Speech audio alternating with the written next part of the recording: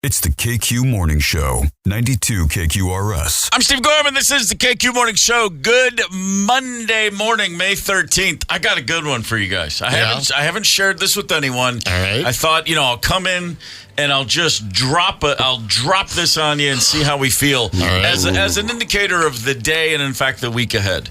This morning, wake up early. Yeah. I'm at the house. Me, Chauncey, and Milo. A dog, a cat, a man. And Milo likes to steer clear of the dog. The cat, Milo, steers clear of Chauncey, the dog. However, this morning he thought, you know what?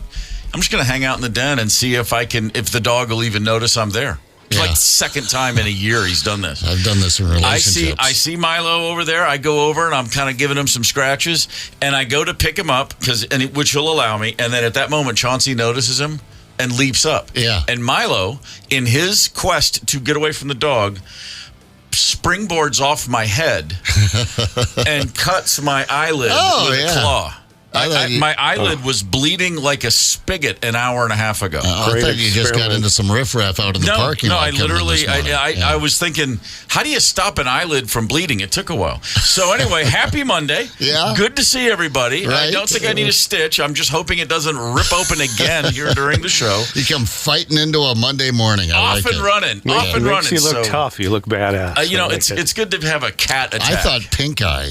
Actually. Is that what you were thinking? That was my first thought. I was like, don't get too close, man. That stuff's contagious. I thought he was crying. So I stubbed the pinky toe. He watched the game last night. Stubbed the pinky toe last week. Get the eyelid slashed this morning. You're a freaking mess, man. And then, let me see here. I was thinking back to Thursday and Friday when I said things like, I don't know if we'll sweep the Nuggets, but the series is ours. It's over. Denver has no... And then I was too, yeah. But then I also did mention, the old famous quote from the mid-'90s, Rudy Tomjanovich, at that time the Rockets coach, don't underestimate the heart of a champion. Mm-hmm. And the Denver Nuggets reminded everybody that, this is why they've been the best team the last 3 years. Right. And the Timberwolves, apparently, for 2 games, just gave the Nuggets a wake-up call. Consider them wide awake now. Poke the bear. Definitely poke the bear. I'm going to go ahead and quote the great Pearl Rose, Minneapolis, at High Pearl Rose. Timberwolves are doing the most Minnesotan thing ever, crumbling under the pressure of people believing in us. Oh, come on. No, there it is. False peak. Listen, when you have lived and loved and bled and sweat for these Timberwolves like I have my entire last 6 weeks, then you understand what it's like to really buy in. Crumble, Listen, Aaron Gordon of the Denver Nuggets had the game of his life last night, and no one other than Anthony Edwards for the Timberwolves showed up, and Karl Anthony Towns had one of his brain-dead games that he has every now and again, so all hope is not lost. I will say this, I can't imagine it's going to be a 6-game series. Denver's not winning the next 2. Yeah. I still won't think that. I do think it's going to go 7. A game 7 at altitude in Denver's not really exciting. Yeah. I'm not bullish. However, we'll see what happens because these. Let me know. These still how it turns out. No. Zepp, check out. You are relieved of duty, my friend. Can Rudy practice shooting a free throw, perhaps over the next? He's got a baby now. He's got other things to worry about than NBA basketball. This is one of those games when second quarter. Game 3, which we haven't talked about because it was Friday night. I totally understand that. Timberwolves, a very young team. They go on the road. The focus is incredible. They come home, and for a few days, everyone they know is like, you guys are going to kill him, you guys are going to kill him, you guys. And they are, again, they're led by a 22-year-old. I totally get that they came out Friday and were flat, and the minute they sensed it getting away, it was just over. It was just a house of cards just collapsed. But yesterday's game, rolling into the second quarter, cut a Nuggets lead. It's down to 7 with the ball. We're thinking all we need is a stop, and we'll cut this to 5 or maybe even 4 at the half. And the Target Center is on fire. And then literally a little bit of a game that people will talk about forever, a 20-second span where the Denver Nuggets scored 8 points, including a 55-footer from Jamal Murray at the buzzer for a 3. So from a 7-point game to a 15-point game going into the locker room. Tony Lee was in the Target Center. Was that from 20 seconds to go to the halftime buzzer, what was the difference in buzz and vibe in that room? So funny, the high and the low within seconds. That everybody's on their feet going crazy, waving the Howell towels. Yeah. And after that, Is that what they're calling them? The hotels? You got that right. total silence after that. Just Heads need them down, to dry their tears. slinking. It was, peanuts. Put the towel back in the pocket. It was the kind of burst the Nuggets had the Timberwolves done that, had the home team done that, then Explosion. I mean, it would have been an epic moment, and the roof would have literally blown off the place. It was the exact opposite. Just what's that old line? That giant sucking sound. But all is not lost at all, because there are certain things. However, Anthony Edwards continues to show everybody that he's ready to take on the world. He just needs a little more help in Game 5, 6, and 7 if the Wolves want to get through this. Before yesterday's game, let's see what was happening Sunday. I don't really know, but I can tell you what was happening Saturday. Oh, yeah. Anglers. I tell you what was happening Saturday.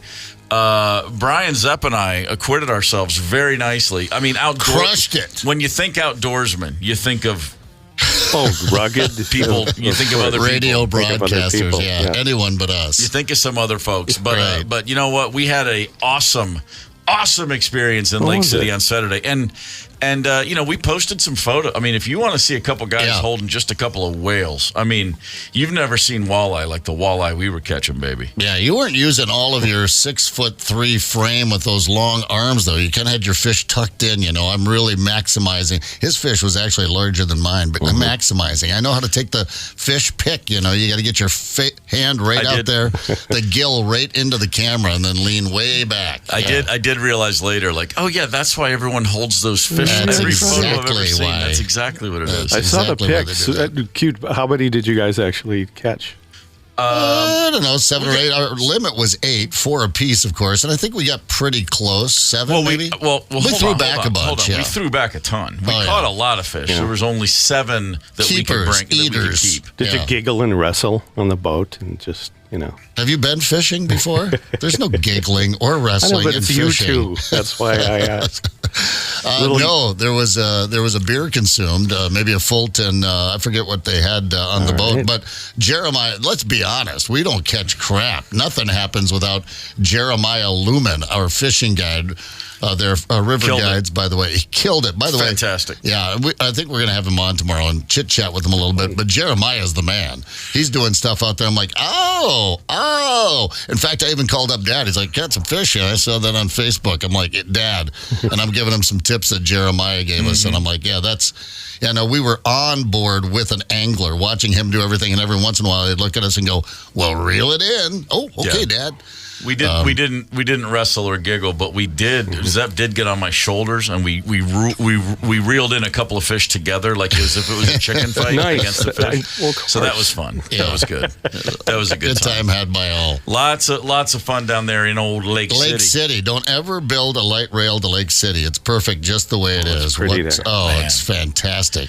Really, really, really nice day. Thanks to everybody for having us down there. By the way, first things first, air quality again. Yesterday I hadn't seen I'm like, what is it? Is Canada on fire again? And then it turns out it is. That happens. It is. But the good news is we do now have, or at least it's right around the corner, pretty much a secret to eternal life. No, I'm kind of kidding, but kind of not kidding. We'll get into that in a second. Hang tight. Connect with us on the KQ Talk and Text line. 651-989-ROCK. That's 651-989-ROCK. 92 KQRS. I'm Steve Gorman. This is the KQ Morning Show. Running with the Devil, the first song on side 1 of the first Van Halen album. I mean, it's as good as Good Times, Bad Times, or Welcome to the Jungle. It's just one of those, this is a new band? Okay, I'm going to listen to the rest of this album now. Yeah. I heard you really got me on the radio. First Van Halen thing I ever heard. Yeah. I'm in the car, and I was like, Mom, turn it up a little bit. She turns it up, and I'm like, is this the Kinks live? I remember thinking that. Is this like a live version? Man, they rock live. Yeah. You were musically very aware. I didn't know the Kinks did that song until probably the 1990s. Oh, really? I went, wait, the Kinks did a version of that Van Halen song? I knew the tune. I was like, wow, this is cool. The Kinks must be just, they got new amps or something. I mean, I was thinking that, and the guy said Van Halen. And then the next thing I heard, because my brother we're around the same time, he came home from school like the same week, and he had the cassette, Van Halen 1, and I put it on. I was like, oh my God. Yeah, Right? monster. Oh, okay. There's that then. I remember getting the call. We had that. Everybody had that person. It sounds like, Steve, you might have been that friend, but my friend was Daryl Bowe, the one that got the records before everyone else. His parents took him to Sioux Falls. Oh, and boy. he would come back with all these. He's the one that came back with the Replacements cassette from Minneapolis and went, Strong. These guys suck. Here, you might like this, Zepp. Yeah, You like loud noises and lousy band. And then I was off and running with that. But he called me over to Van Halen. I went over there. I was like, he actually had the album. I was like, cool, man. And we put it on, and that everything that was old, all those other guitar heroes were my uncles and my dads. We had our own. Eddie Van Halen was born. Yeah, man, that was it seems like within 6 weeks they were the biggest band in the world, as far as we knew in my school. Speaking of things that hit the ground running, 11 years ago in 2013, I was on the road. I was on tour most of that year, and I read an article about a show in England called Black Mirror. Yeah. And it had not aired in America yet. And I read this article saying, and it said, do what you have to do, hack a website, find this show, blah, you have to see Black Mirror, with a very loose description of what the show is about. My tour manager is one of those people who can just find you stuff. And I said, Amy, I need to find a show called Black Mirror. And 4 hours later, she came in and handed me a hard drive. It was like 6 episodes. I was like, how'd you get that? She's like, don't ask. Okay. So I had a day off on tour, and I put it on, and I watched this show that had debuted a year earlier. And the guy that created the show, Charlie Brooker, said, this is a show about technology in the very near future and how it will take over humanity if we're not careful. That was the thing I read about it. There's an episode called Be Right Back. It's one of the most mind-bogglingly great episodes of any television I've ever seen. And I watched it that day, and it literally haunted me. And the real quick story is a guy's killed in a car crash. His fiance is heartbroken, and someone comes to her and says, well, you can still have him in your life. Yep. And there's a program. This is from 2013. 2013, so 11 years ago. And she goes, what do you mean? She goes, well, you can upload all of his Facebook videos and tweets and all of your text messages and any audio and video you have of him. You upload it into this server, and then he'll call you and talk to you, basically predicting AI, what we now have. Yeah. And then she does it. And then she goes so far as to order a lifelike simulation, like a robot that looks and is basically her ex-fiance who's dead. Yeah. And it's just a whole thing about you can live forever in this way. And it's very haunting, and it's heartbreaking. And of course I thought, man, thank God I'll be long dead before something like that happens. Guess what? Oops. Yeah. The very near future, as I said, is here. In China, they are called dead bots. Half a dozen companies have launched competing products.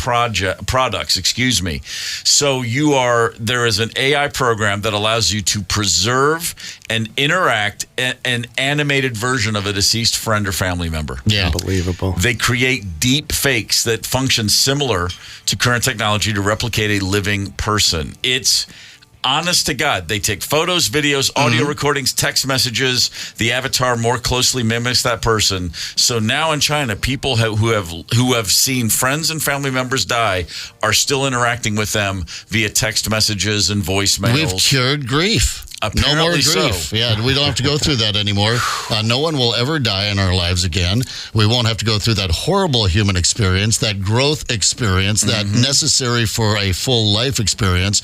We can eliminate that and just go right to no one ever dies again, ever. This is just absolutely... What could possibly go wrong? Every little thing. Steve, it's a dream. Every little thing can go wrong. Short-circuiting the mourning process is not a... that's not what they call a good idea.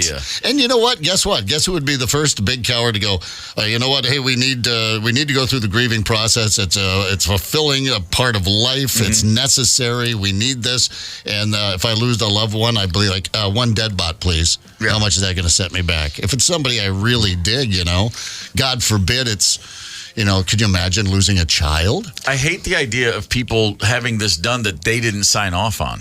Yeah. I mean, at least...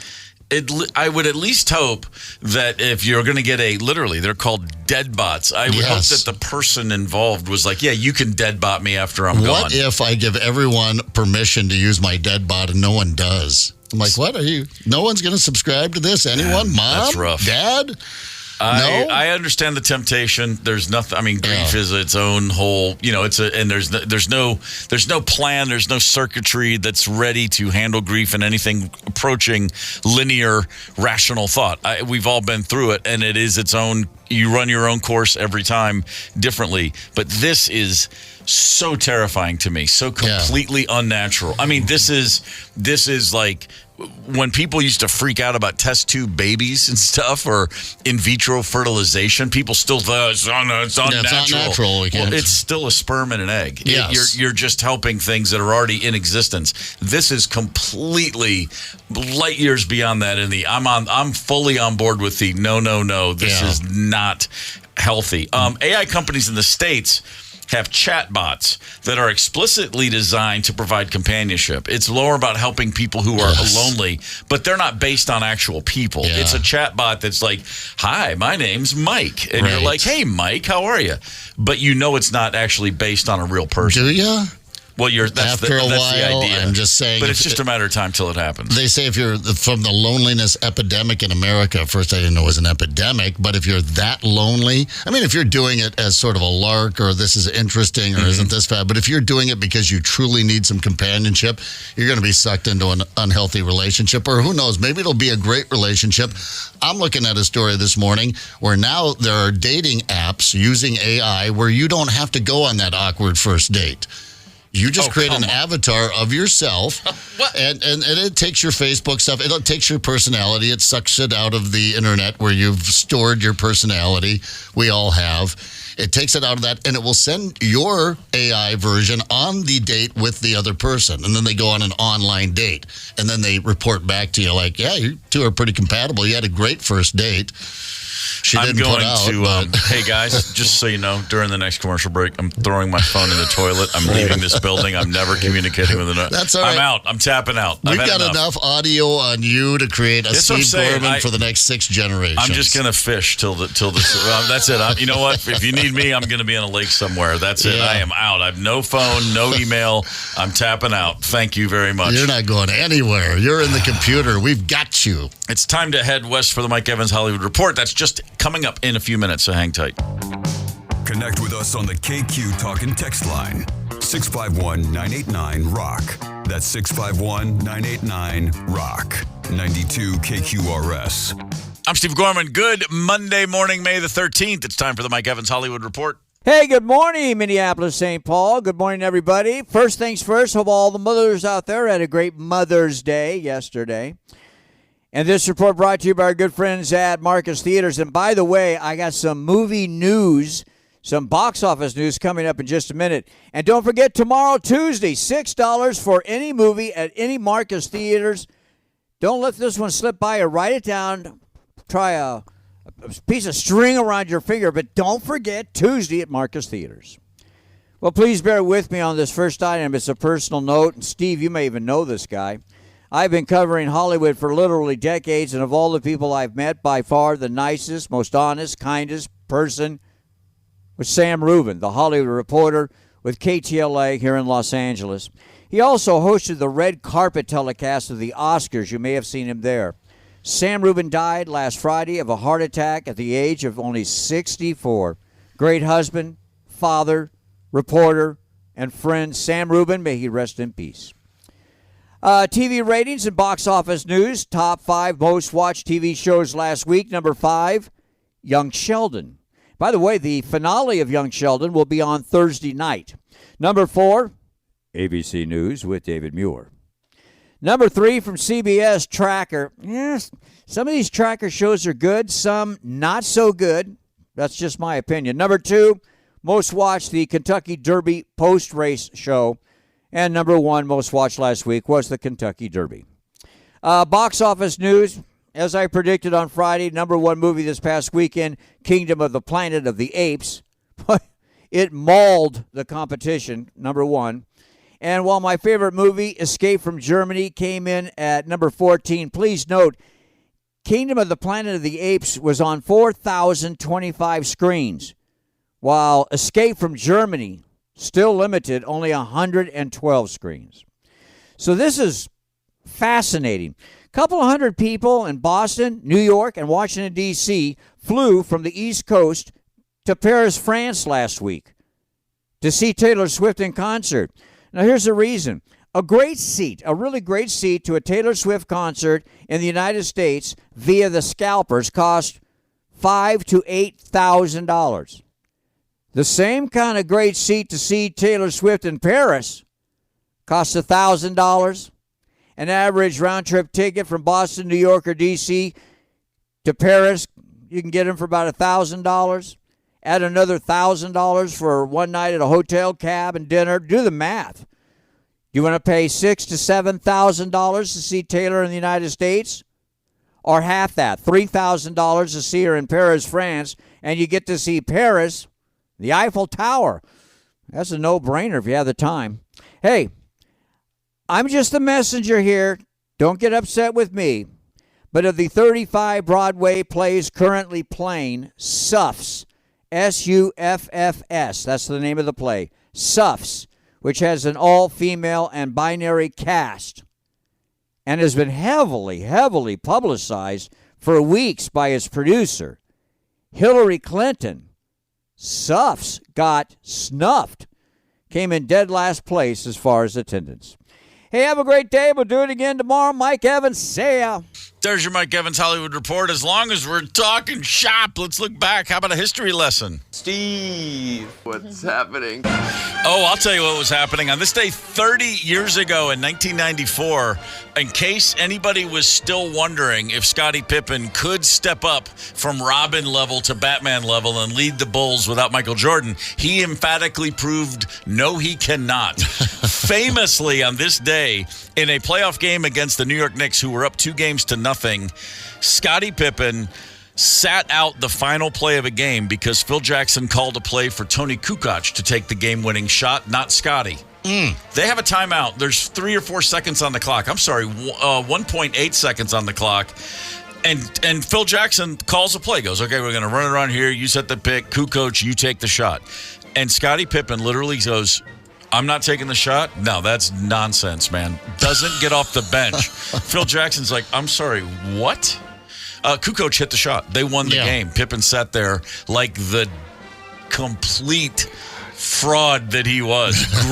Great second option. In no way, shape, or form was he the man. Oh, he was Scotty. never going to be the man. It's the KQ Morning Show, 92 KQRS. Zepp, Tony, and Steve Gorman are the KQ Morning Show, 92 KQRS. I'm Steve Gorman. This is the KQ Morning Show, Monday, May the 13th. Over the weekend, did we all get a little flock of seagulls action happening? Meaning? You know, Aurora Borealis comes in you.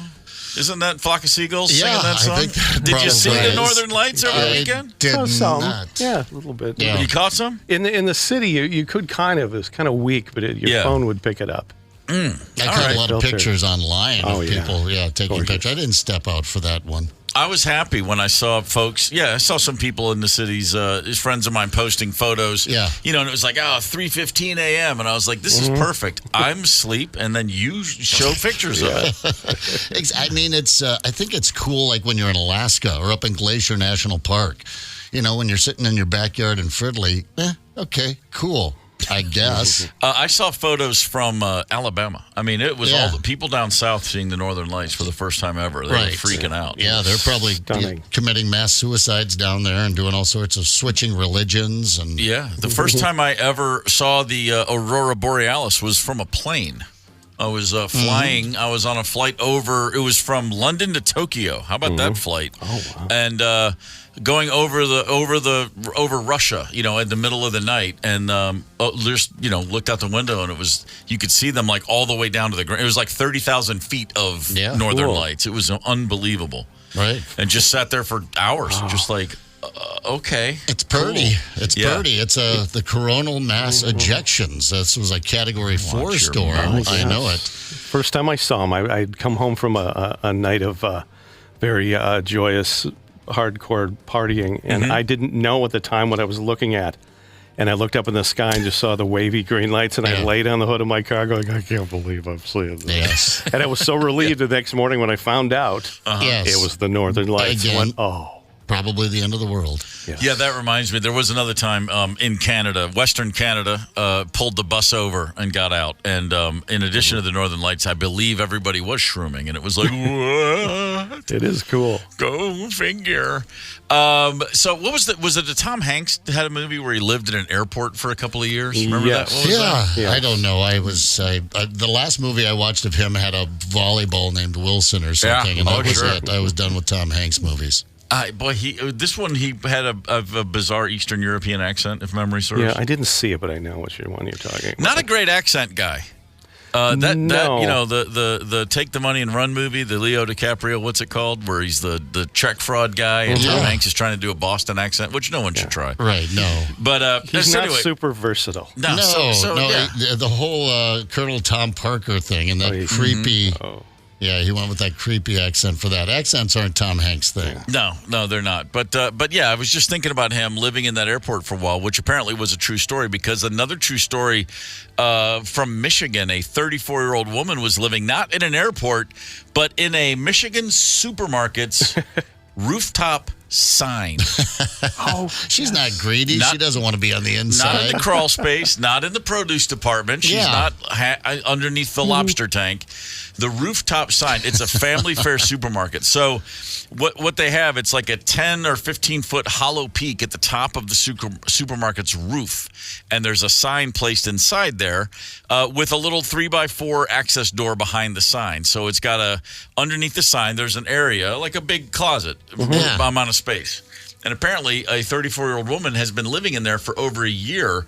Some contractors came to do some work on the sign, and they noticed an extension cord leading from one of the rooftop units to this sign. Like, what's happening here? She had a mini desk. There was flooring. She had a whole set of clothes, some hangers. A Keurig. A pantry of food, a Keurig, a printer. Yeah. And a house plant. I mean, she was truly just living up there. Didn't have running water, apparently, but I guess that's probably what she did during off hours. She went down, figured out, somewhere down in the grocery store, they got a hose or something. Sure. The bachelorette shower. Get some wet wipes up there. I mean, it's, it's just like a hunting trip. The contractors found her. They called the supermarket's management. They were like, hey, so there's a gal up there living on the roof. They went up to speak to her. They called the police, I should say. The police showed up. She came right to her door and said, "Oh, don't worry, guys, I'm leaving." Like to her door. She had her exit strategy planned. Yeah. She knew it would come eventually. The Costco sign's available now. She's heading over there. She agreed not to go back. They apparently it's Midland, Michigan. The Midland police are assisting her, trying to help her with some new housing. I mean, she's not there because things are going well for her. Obviously, it's a pretty tough situation. But you got to give her credit for that one. A year. They're calling her the rooftop ninja. She evaded detection for a year. Well, she was just living inside the sign. People would see her from time to time, and then all of a sudden she would vanish. This is someone from the store said this. No one really knew where she went, but no one ever indicated or thought she would be up on the roof. Like a mouse, Yeah, pretty much. I see a mouse. I don't know where it's going. So it wasn't one of these lit up signs. You couldn't see the silhouette over in there in the evening? Okay. I guess not. I want to go back to something we talked about a little earlier in the show, and that is we've already had a couple stories today about artificial intelligence and things that are kind of crazy here. Yeah. You mentioned this kind of briefly, Zepp. There's a dating app that's going to have an AI avatar. Finally. You create an artificial intelligence avatar in a dating app, and then that app, so dating apps now, having never been on one, you enter your actual information. Here's my name. Here's my picture. Your actual information from like 10 years ago. Add or take away an inch here or there or whatever. Yeah. You put your information in there, and then the idea is if two people decide they want to meet, you actually go meet. You then set up an in real life meeting. You set up a short correspondence. Typically, hi, how are you? You ask a few questions, and then. It's right off to the meet and greet, as it were. Yeah, so then you have your date, if you will. Now, apparently, the new app is going to serve as a dating concierge. Your avatar will then go on dates with other people's avatars. You're literally now saying, all right, you know what? Yeah. We don't have to go meet at this bar. Why don't I send my avatar digitally, just online, and then it's got all my information, and your avatar has all your information. The avatars can determine if we're a good match. I like it. Our first date is done all while we're doing other things. I don't think you have to meet anyone anymore to have a relationship, do you? You don't have to physically be in each other's presence. I was reading about something. They have now sex toys that can be operated by your, say, lover. Say you've got some distance between you, or in this case, you haven't met before. The guy would have, say, a fleshlight, and she would have some sort of dildo. But you could hook them up to each other's computers, and her dildo would react to your fleshlight. In other words, you could have virtual sex. Where's the pleasure in that? The pleasure would be, and if you're the guy, the fleshlight, and the woman would be the dildo, just like we do it now. Yeah. I'm just saying that it's an alternative to this messy trying to get along and cohabitate and live and have conversations and lie to each other and try not to get caught lying to each other, and let's just let the avatars do it. Sex in the future is going to be great because, first of all, it doesn't involve sex. Yes. This is just getting a bit much. It's all getting to be a bit too much. I just love the idea of sending your avatar out on a date with someone else's avatar. Right. I mean, can you get an animated version of it? Like, does this app also provide you with, like a cartoon where, your avatar looks kind of like you, and then you guys, they're walking through the park, they're talking, and you're just watching it happen on your phone. Yeah. Come on, my avatar's not my avatar. I'm funnier than my avatar. I'm wittier. I'm quicker. I would hate to go out on a date without my avatar. Then I would need it like that, the whole Cyrano de Bergerac thing in my ear, I would need my avatar in my ear when I go out on the real date. Good God Almighty! Yeah, it's the future, man.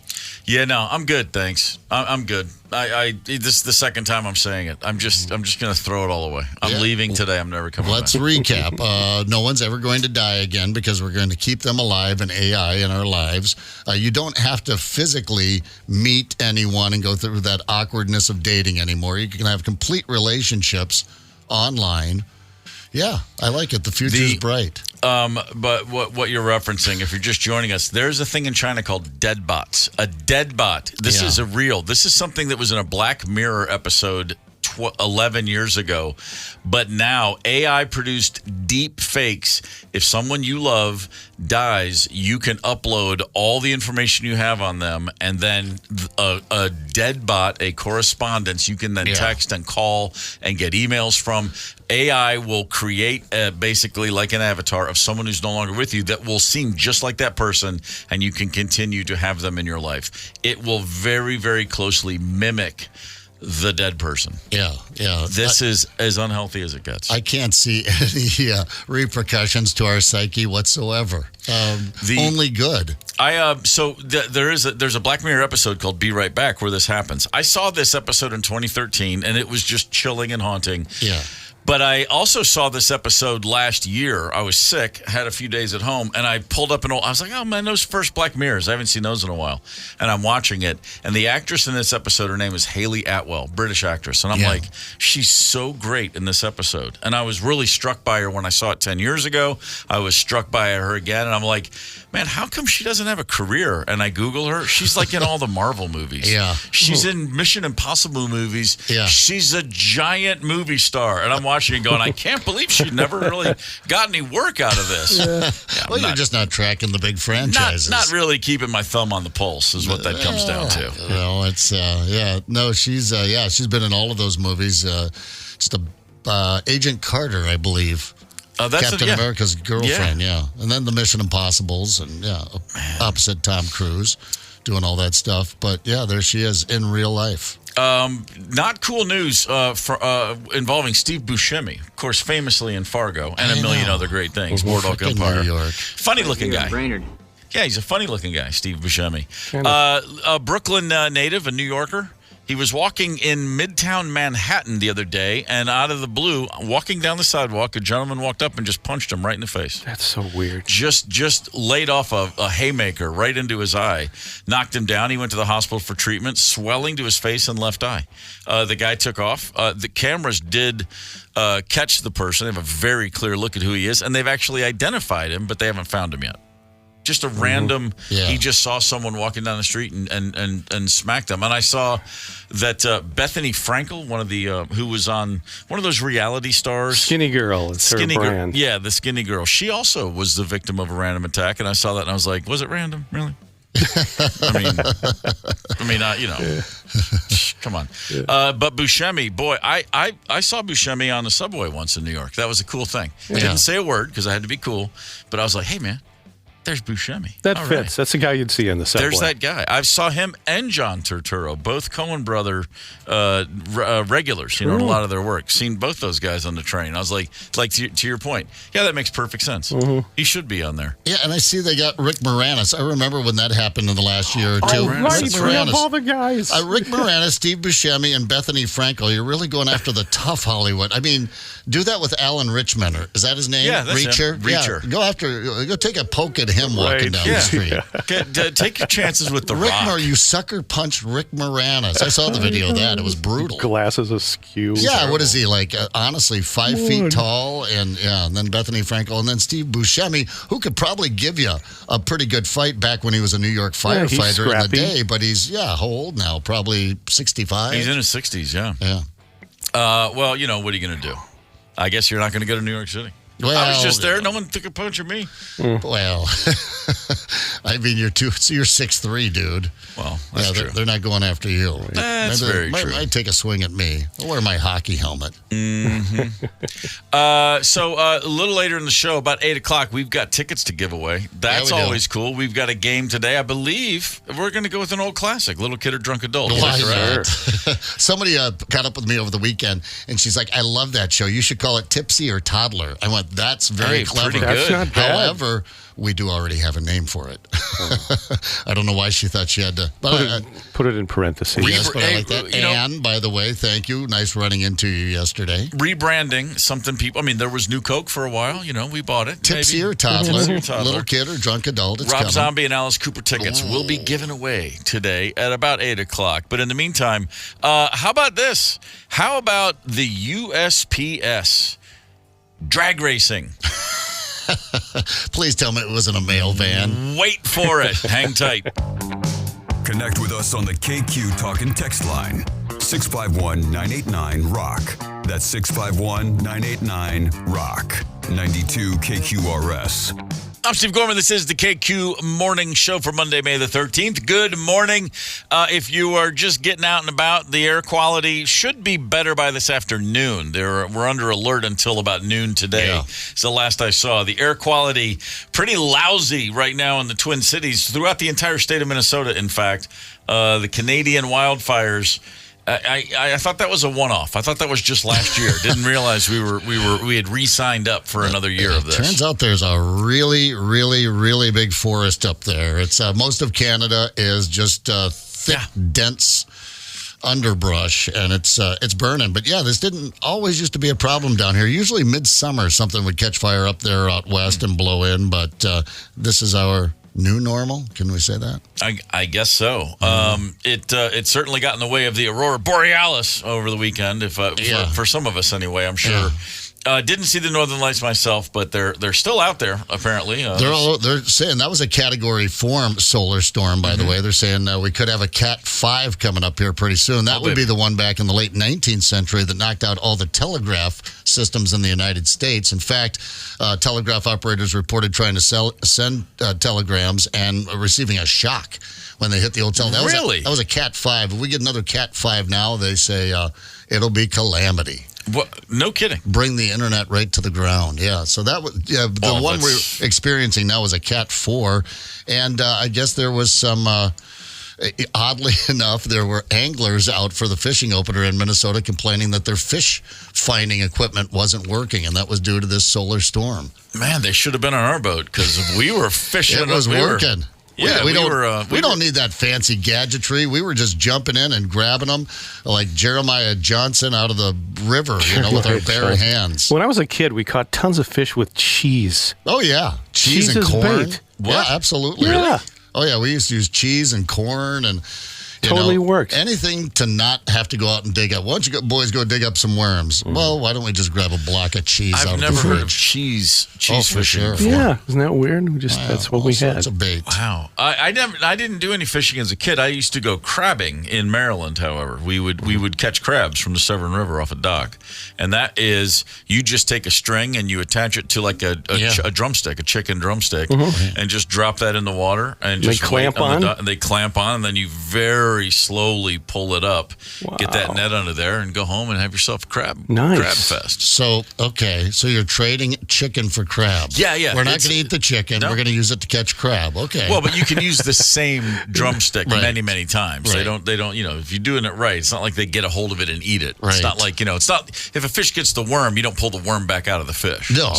There's some advantages to this. You can use crab to catch chicken. Yeah. Well, you got to do what you got to do, man. We got turduckens.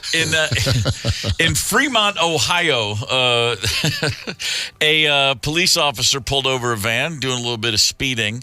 Body cam footage, audio available. We do have a little bit of the interaction. The driver of the van, not exactly who you're expecting to see.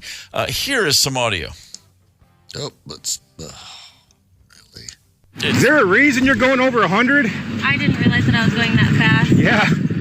I mean, that Mustang took off. He caught my attention, and then you blew by him, and I was pacing you at like 105. I shouldn't have gone. Did you know the person in the Mustang? No. Okay. They were driving around ridiculous on 590. But... I kind of assumed when the way they took off and at the light there, because I was right across from you. Right. So he saw me coming up behind him, and he did the right thing and stopped or slowed down, and then you continued.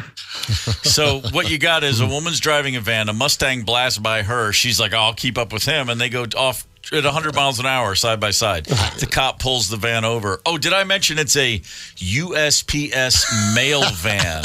I had no idea those things had some serious muscle under the hood. I thought, probably a 4-cylinder under there, just keeping them puttering from one mailbox to another. But 105 miles an hour he clocked her at in a US. I don't think that chassis is meant to go 105 miles an hour. That sounds unsafe. Start rattling. Mail flying out the back. I've got a letter from last December that was improperly delivered. I've got to get it to its rightful addressee. God bless her. That's Pony Express stuff right there.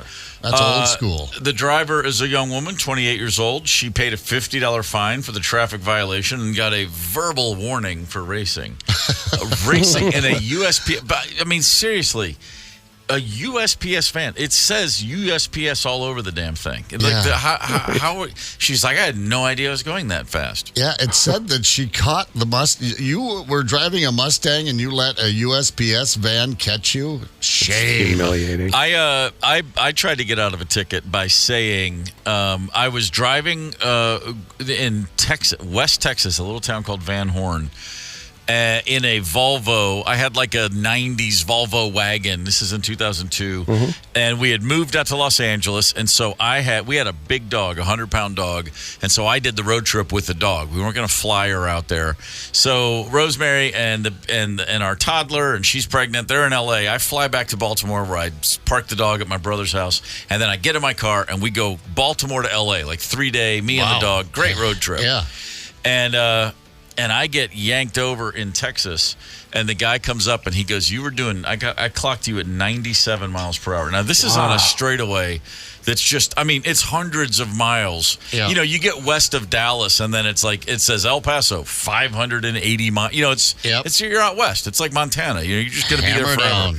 And there's a stretch of road where you can just see miles in front of you. There's no rise, there's no curves, there's no potholes. It's just straight, easy. And apparently I got a little out over my skis, and he said, you're doing 97. And I looked at that cop and I go, this is a Volvo wagon. This car does not go 97. And he just looked at me and he was like, yes, it does. It does. And I'm like, yeah, but I mean it. Yeah, my bad. Anyway, what do I got to do? He just gave me the ticket. I had to pay it. Yeah. I had to get online and pay it. I did argue on I might have gone to court for another traffic violation, voluntarily. But this one, I had an old motorcycle, an old Suzuki 650, and it was, I don't know, I'm pretty sure one of the cylinders was shot, and it just barely limped along. If I could get it up to 60, I was going downhill, and I had a nice tailwind behind me. and some cop pulled me over. Got you doing 80. I'm like, no, you didn't. There's no Not freaking a way. chance. That gun, shove it right up your badge, because this motorcycle, and I went in and I told the judge, I said, I've got an old 650. It's sitting outside right now. I can barely get it started. If you come outside and listen to it run, I'll let you jump on it, see if you can get it up to the speed limit, let alone 80 miles an hour. And the judge just went, dismissed. I went, all right. Oh, funny. That works every once in a while. But I like did she say that she had no idea she was going that fast? Is there a reason you're going over 100? I didn't realize that I was going that fast. I guarantee you, in a USPS minivan, mail van, or whatever, not a minivan, that you know that you're going over 100 miles an hour. Yeah. That thing must have just been rattling. That's what I was thinking. Just like. She had no idea. And by the way, one the photo, leg hanging out there, because they don't have the doors on it. And she's rocking like the aviator sunglasses. Yeah. She's like, tell me about Top it. Gun, baby. You're talking about your motorcycle. I used to ride a Vespa scooter in the late 80s. I believe I mentioned it. Mm-hmm. I had no idea how uncool it was until I saw myself in the reflection of a store's window, and it looked like an animated gorilla on a tricycle. I was so big on this scooter. I'm thinking of Farley in I forget what Tommy Boy, fat man in a little coat. I'm thinking big guy on a Vespa scooter. I had I had a few friends that all had Vespas when and they were all smaller guys, and they looked cool riding them, and it was fun, and we would listen to Quadrophenia. Hell, I don't know. We were like mods driving around Vespas. And then I got one, and it was a rocket, man. That thing would it was a 200, and it would just go. Yeah. But the only problem was the headlight didn't work. Oh. It never, and it had A been daytime driver. A guy tried to fix it. The guy I bought it from had messed it up, and then he goes, "Oh, we'll take it out to the one guy that knows how to work on these scooters." I drove it out there. The guy took one look at it. He goes, "Did you buy this from Eric? That headlight cannot be fixed." And I'm like, "Oh, really? Sucker!" Guy said we'd get the headlight fixed. I paid him the money, and then I found out he couldn't. Anyway, so I had this scooter for a year and a half. Never had a working headlight, and I would ride it at night and didn't think twice because I could see. Screw it. Yeah. And I did this. This was me for over a year in a major metropolitan city, Atlanta, Georgia. I would be at a red light or a stop sign, or even in traffic, and invariably you'd see a cop. Yeah. And it'd be at night, and I'm on a scooter without a headlight. And I would do this act, this pantomime. I did this thing dozens of times where I'd put my hand in front of the headlight. And wave my hand like, oh my God, my headlight just burned out right now. I just noticed. And and a couple times I'd look over and pull over on the side and get out and look, and I did this. I was convinced I had to do this because I didn't want to get pulled over. Sure. And I'm sure there were at least half a dozen cops in the city of Atlanta who'd go like, look at that asshole, thinks I care about his headlight on a scooter. It's like, great. I'm looking for crime. He's it's like Atlanta, Georgia at 1:30 a.m. He doesn't care about the goofy dude on the scooter without a headlight. They're at the donut shop. He's having a cup of coffee telling people about this dorky kid on the scooter that was worried about his headlight out. And another guy goes, I just saw him last week doing that with the headlight thing. I saw him a couple of weeks ago doing that with the headlight thing. Boy tried to run. Selling it.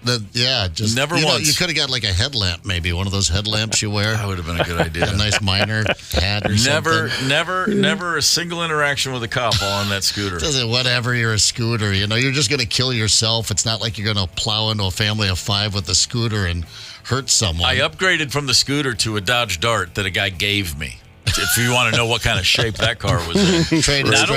Not only did a guy give me a car, it's a guy I actually never even met him. I was just told where I could find a car. My boss at the record store, hey, my friend moved to Syracuse. He left a Dodge Dart in the parking lot of his apartment building. The key's under the mat. If you want it, it's yours. Oh, my God. And I was like, wait, what, really? I took a couple of different buses, had to find this place. I'm on the bus system for about 40 minutes. Get out, and he goes, "Oh yeah, you got to put it in neutral for it to turn on. Yeah, it won't turn on in park. Yeah, crank this thing into neutral and turn the car on, and then I was off and running. Never insured it, didn't upgrade the tag, nothing. Just drove around back forever. In the day, I had an old Chevy Caprice that I abandoned on Lake Street, or just off Lake Street and 32nd. I was living there, and I was moving to Boston. That's it. I'm moving to Boston. I'm probably not going to be back. I'm going there for the long haul. And moved out to Boston, and I left it there with the keys in the ignition. And about a gallon of gas in it. I'm like, somebody will take it. Someone will. 3 months I was out in Boston, and things just as circumstances would be. I got a job offer to come back to Minnesota, and I'm like, you know what? It's not working out in Boston. I'm going to head back to Minnesota. I get back to Minnesota, take the bus from Boston to Minnesota, Minneapolis, and I'm like, it wouldn't still be there. Sure enough, there it was. No way. Parked in the same spot, keys in the ignition, with a gallon of gas in it. And I just threw my duffel bag in, started it up, and headed off to my new place. And what kind of car was that? That was a Chevy Caprice Classic, 1973, baby. Oh, I love that. Yeah, man. It was just a boat. How many speeding tickets in your life do you think? My license has been suspended 3 times for speeding. I don't know. I'm going to say 15 or 20, I suppose. Oh. I got 12 moving violations in 1 year, and that wasn't a good year. But I have since cleaned up my act and have been a responsible motorist for the better part of 3 years. I got a speeding ticket 4 years ago, and that was the first time in a long. I think I've only had. I don't do anything. I don't even want to speed anymore. Yeah. I'm just cruising along now. But I was always in a hurry. Sure, I've had 3 or 4. I mean, I've been pulled over more than that, and I've gotten off on a few. Yeah. But actual tickets. Nobody was letting me off, man. I think one time I was like, thank you so much. Clearly, you didn't run my record. Mm-hmm. Yeah, that's what I mean, that's a lot of moving violations in 1 year. In 1 year, I had a lot. Well, I was working in Cambridge, Minnesota, living in downtown. I had like 3 jobs at the time. I was always running late and trying to get through 3 cities, 2 counties. I don't know how many stoplights and yada, yada. Anyway, no excuse. I'm a much better, more responsible motorist these days. Tony, speeding tickets? My very first day, the day I got my license, I got a ticket. We were going over the bridge over the Mississippi River. A ticket for speeding. You still had the paper license, didn't you? Ticket for speeding and for having 12 people in the car. 12? Yeah, Dad loved that. What kind of car was it? 1965 Galaxy 500. Oh well, you could probably get 4 in the trunk. So your drive. How many? So it was just a straight across front seat too. Then so how many people up front? 4. 4. Yeah. Get in. Driver, passenger plus 2, and then 8 people in the back seat. Yeah, celebrating a little rite of passage. With 11 of my closest friends. Yeah, the clown car. Oh, that is the greatest thing ever. Yeah. One first day with the license too. Yeah. Hey, we got a caller, JD from Wisconsin, got a little road story. JD, good morning, sir. Jack Daniels? Cat got his tongue. There you go. He's there. Hello? Hey, there you go, brother. What do you got for us? So I heard your headlight story, and years back, 6 of us Harley riders took our bikes down to Florida, and we're cruising through some back road through the Everglades, and doing over 100. And all of a sudden, our friend who was leading the group up in front sees Highway Patrol coming. He starts with me pointing up in the sky, and then everybody just starts acknowledging by looking up and pointing and like, oh, cop pulls us all over. You're doing it. Like, no, we didn't. They're big freaking birds. We didn't know what it was. And it just accidentally rolled on the throttle. Cop ended up with the story must have been so good he let us all go. Is that a story? You might not have heard that one before. Wow. If they hear a new story, if you can make an officer laugh, I'm told they might let you proceed on your way. That's pretty good. I thought you were going to go with, you didn't see that UFO up there, officer? My God, it was a big flying saucer right over our head. That's brilliant. That's good. That's quick thinking. Yeah, that's very good. That's why that rider was at the front of the pack. I was just going to say it wasn't my thinking, it was him. That's right. That's great. Thank you for the call, brother. I appreciate you listening. Yeah, it's good stuff. It's the KQ Morning Show, 92 KQRS. Zepp, Tony, and Steve Gorman are the KQ Morning Show, 92 KQRS. I'm Steve Gorman. This is the KQ Morning Show. A gentleman in Texas named Al Blaschke jumped out of a plane the other day wearing a parachute, thankfully, which, people do every day. People skydive on a regular basis. It's not that big a deal, except that Al is 106 years, 327 days old. It's real close to 107. You think 106 years of age, just a strong breeze might be your enemy, let alone a terminal velocity at 120 miles an hour. That's just really, really, really impressive. Yeah, Al. that is, I'm always, I was out skiing one day complaining about my knees this past winter going, God, how many more years can I keep doing this? I'm in my 50s. I hope I can keep doing it in my 60s. Jumped on a chair, looked over at the gentleman next to me. Quite an old fella. I said, how old are you? He goes, 81. I ski 100 days a year. I'm like, you son of a... Wow. How do you do it? And he was very frank. He said cocaine. No. I don't bend my knees. What was first time you've jumped out of planes a lot. You did that in the Army. 29 times. Well, I went to jump school so that you get 5 jumps there. I just went to jump school. And so you get your obligatory 5 jumps there for jump week. First time anyone ever used a parachute. I wonder how long ago that was, like successfully. I'm looking it up. In 1783. That seems early. We didn't have what did they jump off of? It was a Frenchman off of the Eiffel Tower. Sure. Yeah, base jump. So the first jump was a base jumper. Sacré bleu. The first time someone used one, 1797, balloonist André Jacques Jeannerin jumped out of a hot air balloon. I didn't know they had hot air balloons in 1797. Man, they were rocking it. That seems like an 18th century technology there, Yeah, I was all excited to say, hot air and up it goes. I was all excited to go like, hey, Big Al was probably born before parachutes, but not even close. Yeah. I was 120 years off or something. But anyway, almost 107 years old, going out. It was a tandem jump, of course. He held the record for years, but a few years ago, a Swedish woman broke his record when she was 103. I guess he wanted to wait until he could blow her record out of the water. He waited until he was 106, almost 107. Yeah, I know you're wearing a suit. These aren't naked jumps, but you just think you've got enough loose skin after 100 years of age, you last long enough that maybe that's the parachute effect right there. Your cheeks just balloon out. And, I don't know. Picture that, if you will. Man. Anyway, well done, Al. Yeah, good job. Yeah, he's still kicking ass at 107. From Al Blaschke to Al Cooper, or Alice Cooper, as we like to call him. Alice Cooper and Rob Zombie, Sunday, August 25th at the XL Energy Center. Great day in the morning. That's going to be a show. And we've got tickets to give away. And we figured we'd get a couple of callers on the phone, make them play a game, jump through a couple of hoops, or as you might call them, hoops. Let's see what we got. Who is caller/contestant number 1? It should be Bill from Maple Grove. Oh, wait. We're going to be playing. Yeah, we got that big fun introduction. I didn't even say what we're doing yet. Hold on a minute. Right. This is our one of our staples, and it's pure, unadulterated fun. I'm not that intoxicated. Mommy, I have to go potty. Daddy. Drinks are on me. The KQ Morning Show presents Little Kid or Drunk Adult. I'm so wasted. Now we're ready. Little kid. Dr. Z. Or drunk adult. Tipsier toddlers. There you go, Ann. You get one more atta-girl here from the KQ Morning Show. She recommended that yesterday when we ran into each other. Our first contestant for Little Kid or Drunk Adult is... Bill from Maple Grove. Welcome. Morning, Bill. Thank you. Yeah, all right. How was the weekend? Here and my wife and I have fallen in love with your show. We think you guys are a trip. Awesome, fan. Well, hopefully we don't ruin it here for you today.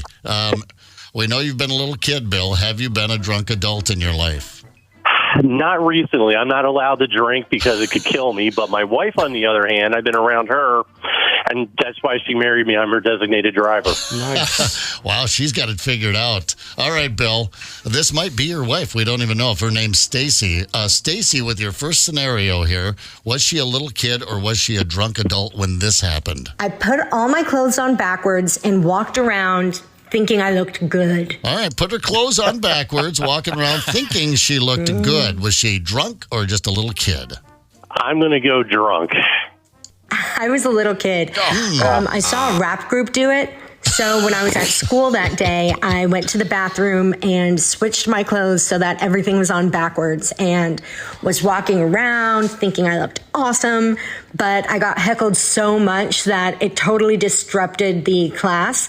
So my teacher made me go back to the bathroom, put my clothes on right. If you know what's good for you, young lady. He was crisscross. I was going to say, got to be a crisscross reference there. Yeah, that was their thing. Going back there. All right, Bill, no one runs the table. It very rarely happens. So you got your one miss out of the way. Let's get this one right here. Little kid or drunk adult? This is John.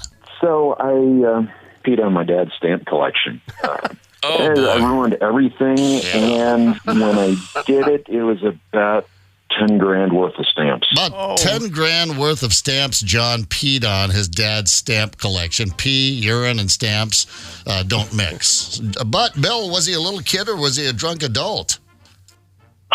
I'm going to say drunk adult again because he was probably mad at his dad when he was drinking.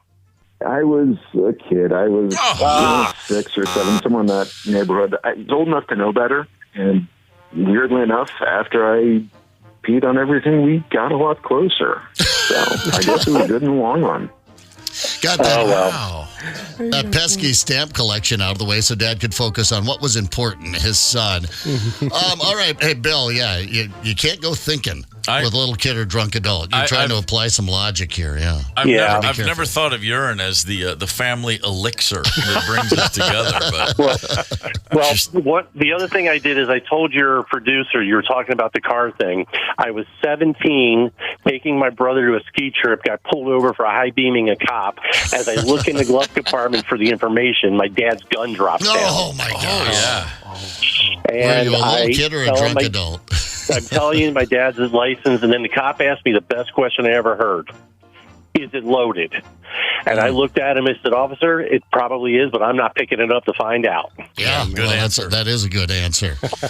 Good gracious! All right, Bill, let's get on the right track here, buddy. Yeah, Bill, let's try and get this one right here. This is Mindy, and it's a rather long setup. Let's listen along. So we drew Devil Baby on my nephew's face in Sharpie, forgetting that his christening was the next day. And so the words only partially came off. And to this day, my sister finds no humor in the story. Yeah, no, sisters wouldn't. Sister mothers. So Mindy, what she did there was drew a devil baby and Sharpie on. Yeah. She said the words. So he's going to his christening, and it says devil baby on his forehead. I love it. That's incredible. I know, but the priest did check behind the ear. No 666, so was able to. Hopefully this baby will find eternal salvation with our Christ and Lord. What the hell am I talking about? Bill, was Mindy a little kid or a drunk adult when she wrote devil baby on a baby's face? That's got to be drunk adult. Drunk adult. Yeah. I fully admit it was dumb. The photo from the christening, though, still makes me kind of laugh. Because if you squint, you can totally see devil baby on my nephew's face. That's great. Drunk adult. Great. All right, Bill, up boy. You got you on the board there. So you've got your 1 for 3, which is a solid score in this particular game show. Contestant number 2, Tony. Should be Egan's finest, Rick. All right, Rick, good morning. How do? Good morning. All right, you know how this works, right, Rick? You've been a little kid and a drunk adult. I just learned, and I think I listened. I got it figured out. So let's. All right. Okay. We're like a fast learner here. Okay, Rick, this is Mark, a little kid or drunk adult.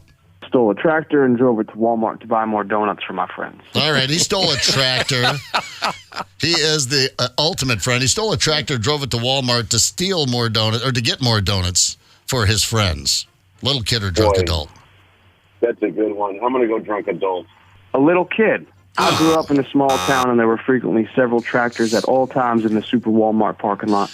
Yeah, the tractors were just there begging you to take him, for crying out loud, but he was... That makes sense. Yeah, right. Wow.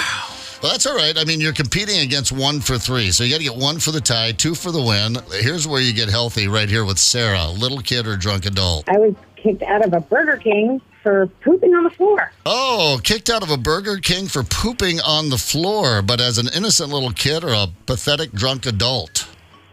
Pathetic drunk adult, for sure. Okay, so I was a drunk adult.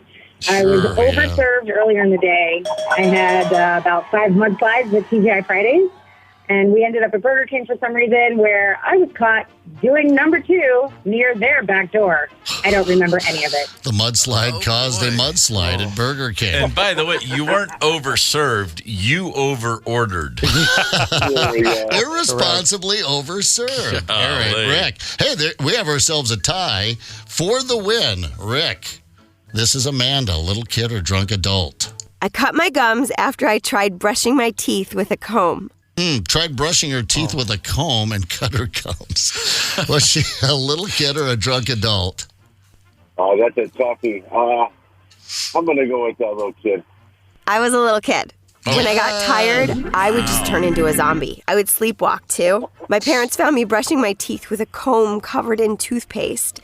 My gums are bleeding, but it still didn't wake me up. No, it didn't wake her up. There you go, little kid or drunk adult. We have ourselves a winner right there. 2 out of 3. Well played, Rick. It's a tough game. Bill, you're not going to leave empty-handed, sir. The runner-up prize, Epic Eagles, the definitive Eagles tribute band, Friday, May 31st at Treasure Island Event Center. Rick, the first-time listener to Little Kid or Drunk Adult, and he did crack the code, 2 out of 3. You've got tickets to see Rob Zombie and Alice Cooper Sunday, August 25th at the XL Energy Center. Thank you, sir. Congratulations. Gentlemen, we appreciate you. Man. Very strong. 2 out of 3. First time he's ever heard the game. Flip a coin on some of those. Yeah, there you go. That's what we've been up to. God, it's so much fun. Brushing her. I mean, I'd be worried about my child if I walked in and she was cutting her gums with a comb covered in toothpaste. I would be worried. It might be a visit to a psychologist, therapist, or something, maybe. I'm glad that the gal who dropped a deuce at Burger King was a drunk adult, because if they're throwing little kids out for doing that they just seem kind of mean. Really. Yeah. I mean, we don't encourage these things, but it's a little kid. It happens. Boo-boos, Sure. yeah. I like the guy who said the first Bill, the guy first contestant said he got pulled over for flashing his brights at a cop. Yeah. That's great. The one guy you're like, hey, look at this jerk with his lights. You flick your brights a couple times, and then he hits the blues. And you're like, oh, come on. I did that once way back in the South Dakota days when the light was down there on the floor. You know, you could give it a good stomping, and I was just playing the drum pedal on that bad boy because they flashed me first. Yeah. So I did that.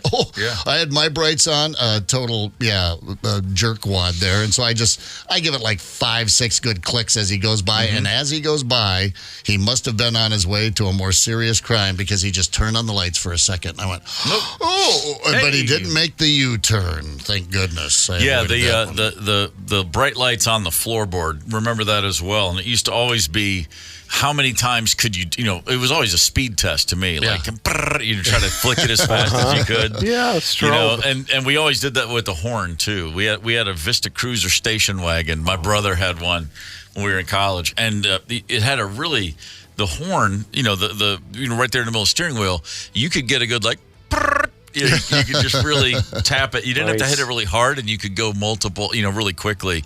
And we would drive around and just see how many could you get. Was that 6? That was 7. That was it. You got 8. Like, just driving around, nice quiet neighborhood, just blasting the horn. A couple of idiots. Those kids. That's what you do. That's all fun that way. Yeah. I was in the back seat of my friend's car in high school, and a guy flicked his brights at us from behind us, as if to say, speed up, or I'm coming around you. But for whatever reason, a car comes up behind us, brights flick a couple times, and me in the back seat, I, of course, just flipped the guy a bird. Hey, man, back off. Yeah. And then he hit his blues. It was the sheriff. It was the sheriff. He was baiting you, I think. Come on. What the hell's with the fun? And of course we had little 7-ounce, the little Miller ponies, had the little 7-ounce bottles of beer driving around. Yeah. What could go wrong with these little guys? As long as no one flips off a cop, we're fine. Oops. I'm reminded, I may have, stop me if you've heard this one, but we're talking about getting pulled over, various things and conversations you find yourself having with a cop. Northern Kentucky, just south of Cincinnati, when I was in high school, driving up to Detroit for a family event, and my dad got pulled over. Cop came up behind him, state trooper, he was speeding. comes over, and the car, as the cop was coming up, he didn't have his blues on yet, but one of his headlights was out. And my dad saw a car rapidly approaching, but because he was missing a headlight, he didn't think it would be a cop. Right. Well, it was a cop. Guy pulls him over, walks up, and he's like, I was in high school, and even I thought, this cop is a kid. Like, he was young, fresh-faced little state trooper in Kentucky. And he's like, may I have your license and registration, please? Do you know why I pulled you over? And my dad literally goes, you know you have a headlight out? That's a citation. He said, you need to get that fixed right away. And the guy's like, I do know that, sir. He goes, yeah, so are you going to write yourself a citation for driving on the highway at night? Give me that book. He's just giving the guy grief right out of the gate. And, my mom is just like, honey, like under her breath. Right. And he's just That's hot unsafe under the driving collar. around at night with one headlight like that. Yeah. And then the guy says, no, sir. Yes, sir, I'll have that fixed. But you were speeding and you're doing this. And he's sitting there and he goes, so, sir, the reason we have the speed limit, he starts this. And my dad goes, hey, either write the ticket or don't. I am not going to listen to a lecture from you. What a man. And I'm like in the back seat, and I'm thinking, this is either really cool or really dumb. What is it? And the cop goes, step out of the car, please. It was over. He brought him back to this trooper car. They sit back there for a while talking, and my mom is just like, honey, you have to be respectful to the police. I'm like, yeah, trust me. Get your headlight fixed. I had to feel pretty cool. Hey, either write the ticket or don't. I'm not going to listen to a lecture from you. Yeah, strong. Yeah, nope. I've not gotten that tough with a cop. Nope. I take my medicine. I try to be as contrite as possible. Never seems to do me any good. One time it did. In South Dakota. Last summer was the last time I was pulled over for speeding. Damn it. But I did not get a ticket out of that one. But I was going through Brookings, South Dakota. South Dakota State University just won the national championship in football. Their head coach, John Stiglmeyer, was my secondary coach at college. Nice. Yeah, in Northern State and Aberdeen. And the police officer pulls me over going through town. They're going 10 miles and over. In a 30, I was going 40, going a little quick through there. And I'm like, sorry, I was just driving through Brookings here and just having a great old memory about your head coach, John Stiglmeyer, was actually my secondary coach up in Aberdeen where I went to school. Thought I'd do a little name drop there. Didn't work. No, he had no idea who John Stiglmeyer. I'm like, it's Brookings. He just won the national championship. You don't know who he is. But then Taylor said something sweet to him because I was cruising back to the farm with Taylor. And she said something nice to him about what a beautiful town this is. I love this park over here. And he goes, well, we'll let you guys go now. But I'm like, really? With her? But Stiglmeyer couldn't get me out of a ticket? Wow. But a pretty smile. Got the job done. Never heard of him. Yeah. That's it. Just a blank stare. Like when I brought up Sam Malone to a bunch of 20-year-olds at a Boston Red Sox game. Sam Malone, right? Cheers. Nothing. Wow. Like, oh, yeah. That was like when Dad used to bring up Gene Autry to me. Oh, that Gene Autry. Sure. Oh, that guy could. I'm like, who? What? Gene Autry. Stiglmeyer's a great name. That sounds like a name from the movie Stripes. Stiglmeyer! Stiglmeyer! Yeah. Coach Stiglmeyer. Very, very big strong. shot now, yeah. I had a few times where I was pulled over a few times for speeding in the 90s, and I had this shtick I'd run. And I'm always like, hey, first thing I say is, do you know what? Oh, yeah, I was speeding. Sorry. I saw you, and I looked down, and I was like, oh, crap, I just got away from me. I would just not even try to, hide from it. What are you going to do? And on a couple different occasions, I'd be talking. The guy'd give me the ticket or not, and then he would just say, "Okay, you got to be careful not stick this speed limit." And I'd always go, "I will. Can I ask you a question though?" And he'd go, "Yeah." And I'd say, "Can I squeeze off a few rounds of that service? Can we get out and shoot some stuff?" You did not. Oh yeah, no, it was like my awesome. thing. And every time they would laugh, they just thought that was the guy's like, "Yeah, like I said, drive safely." But I gave him a laugh every time. And then at some point, it did occur to me, like, what am I doing? Like that, you get the wrong cop on the wrong day. He's You gonna let think you like, go. Just shut it. yeah, Zip I it. just have to try to get a laugh. Step out of the car, sir. Reminded of a friend of mine who said he goes, I started therapy and it was going pretty well, but after a while I was like, if the guy's not laughing, I'm not doing my job. And I'm like, you're what? He goes, I just felt like, I don't know, I'm in there like making stuff up just to try to get a reaction after a while. And I was like, no, just leave. You're done. Yeah. You're good. You're cured. He's not an audience. You're not there to get a laugh out of your therapist. We've all, maybe we haven't all been, but we've all at least seen throughout our whole lives panda bears. How cute are panda bears? Yeah, they're pretty damn cute. I saw a video the other day, and it was a mama panda bear in her cage at a zoo, like at the backstage area, not out in public, and she's got her baby panda bear, and the zoo veterinarians, when they want to get a hold of the baby to test it and give it shots, make sure it's okay, it's sitting in its mother's lap. You can't go get a bear cub from a mama bear. Oh. Unless it's a panda bear, you just hand the mama an apple. And they give you their it's kid? all it takes. They just like, oh, look, and they just get, and then they just grab the baby and leave, and the thing's like, oh my God, this apple tastes amazing. No wonder they're going extinct. Yeah, the pandas are just so goofy. So we all love pandas. They're awfully cute, except for when a panda's not actually a panda. Huh? I'll explain. Hang tight. Connect with us on the KQ Talk and Text line. 651-989-ROCK. That's 651-989-ROCK. 92 KQRS. I'm Steve Gorman. This is the KQ Morning Show. It's Monday, May the 13th. AC/DC Dirty Deeds Done Dirt Cheap. AC/DC is hitting the road this summer, not in North America, just in Europe. The word is they're still contemplating American shows. I got to think they're going to get over here. I mean, come on. They always get over to America. This is where you go warm up over there. Yeah. Figure it all out in front of the European crowds, and then bring it stateside, boys. Yeah. We're looking forward to that announcement. I certainly am looking forward to that announcement. Panda bears, I mentioned them earlier. Just cute little fellas. I mean, come on. How cute is a panda bear?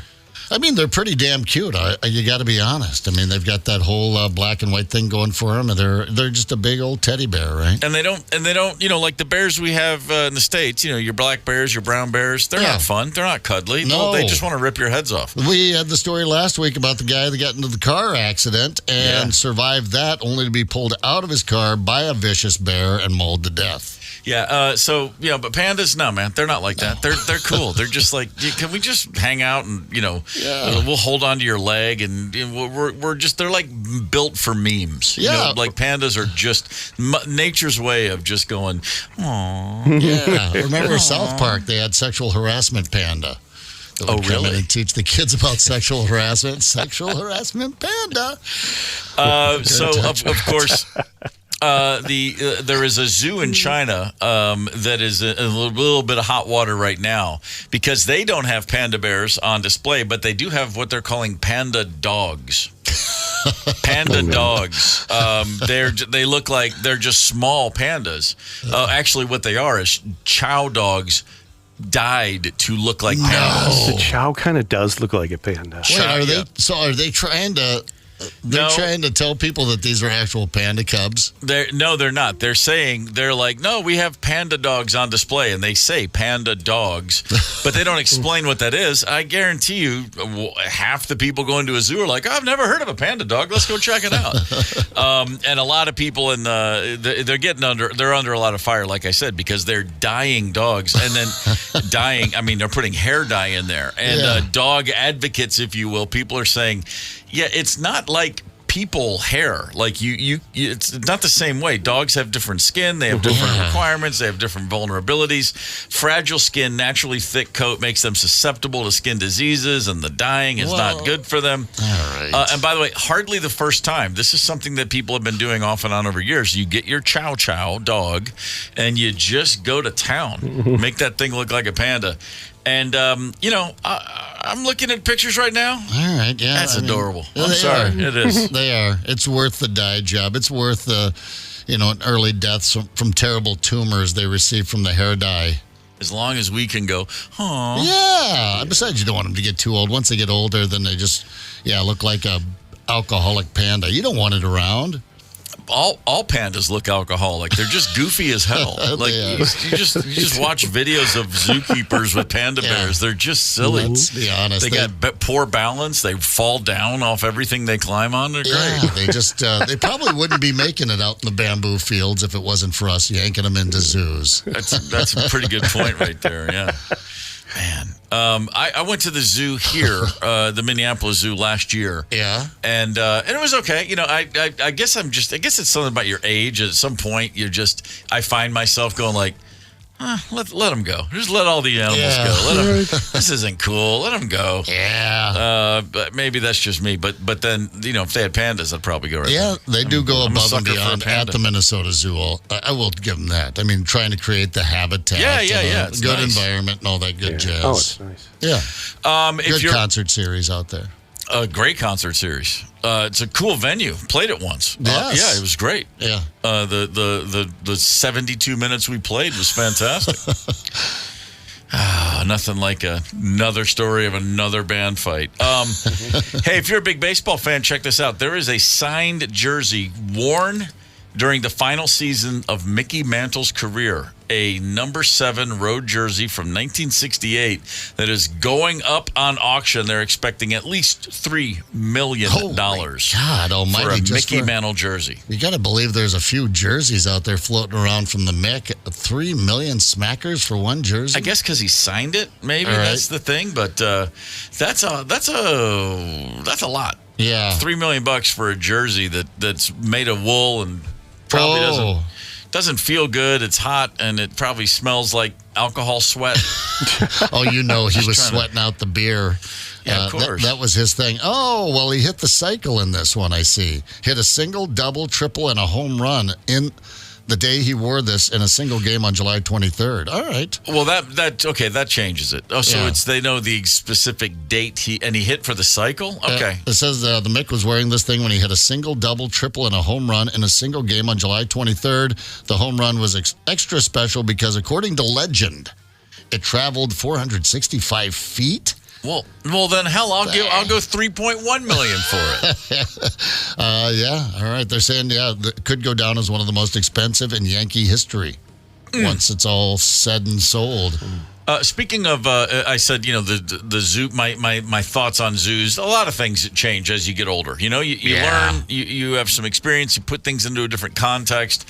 A recent study says that we do tend to learn from our mistakes, but eventually we just stop trying to learn new things. We phase out. We teach kids. Hopefully, I've certainly told our kids, listen, mistakes are great because then you've learned. Every time you're wrong, every time you screw something up, it's an opportunity. Don't beat yourself up. Just say, oh, I've learned something new today. That's a good thing. Right. Eventually, though, pretty much everybody goes, oh, screw it. I've learned enough. I don't need new lessons. I don't need to know new things. And I'll be the first to tell you, there's some stuff. I've heard myself. I have felt myself very clearly in the last 10 years of my life at times like, actually, I don't care about this one. I'm just going to let it go. I don't need to know this. Yeah. If it doesn't work for me the first time, I'm just not going to go back. Whatever. We were fishing up there with Jeremiah. I'm trying to remember his last name. Jeremiah Lumen. Lumen, that's right. Lumen with 2 N's there. Down in Lake City on Saturday. Lake City, exactly. And he's doing all these new fishing techniques that I've not done. Now, listen, I am not a adept angler at any stretch of the imagination. I go out, I have a good time, I've done plenty of fishing, but I'm not leading the charge when it comes to fishing. I'm just grabbing the beer and jumping on the boat. And he had some of these new fishing techniques. I'm like, now this is how you catch walleye. I should, no. If I want to do this again, I'll just hire Jeremiah. No, just go out with him again, yeah. Because I was trying to make mental notes. I'm like, what's he doing? Is he putting leader line on there and we're going to drag I see what you're doing with crankbait and you got a lead line. You know what? Actually, I'll just hire you rather than try to learn this and go out and buy all this crap. Or just order it in a restaurant. That's a great way to get some walleye. Yeah. We were talking actually on the boat, Zepp and I, down at the Governor's Open, the fishing opener. We're on this boat and I'm looking at all the, he's got like computer systems and the charts and the graphs. And you can see the depth and you can see the things and you can see fish on the in color. And I'm thinking, man, like just 2 generations ago, what somebody would have said. Yeah, that's not fishing. Right. I know that's a computer simulation game you're playing. I'll show you how to fish. My dad thought he was cheating when he got the clunker box I've talked about on the show. It's just a wooden box and it has just a timed hammer on it. Just whacks the box. Apparently in South Dakota, fish come to that sound. You just put it in the boat and they hear that and they just jump right into the boat. How do you discover that?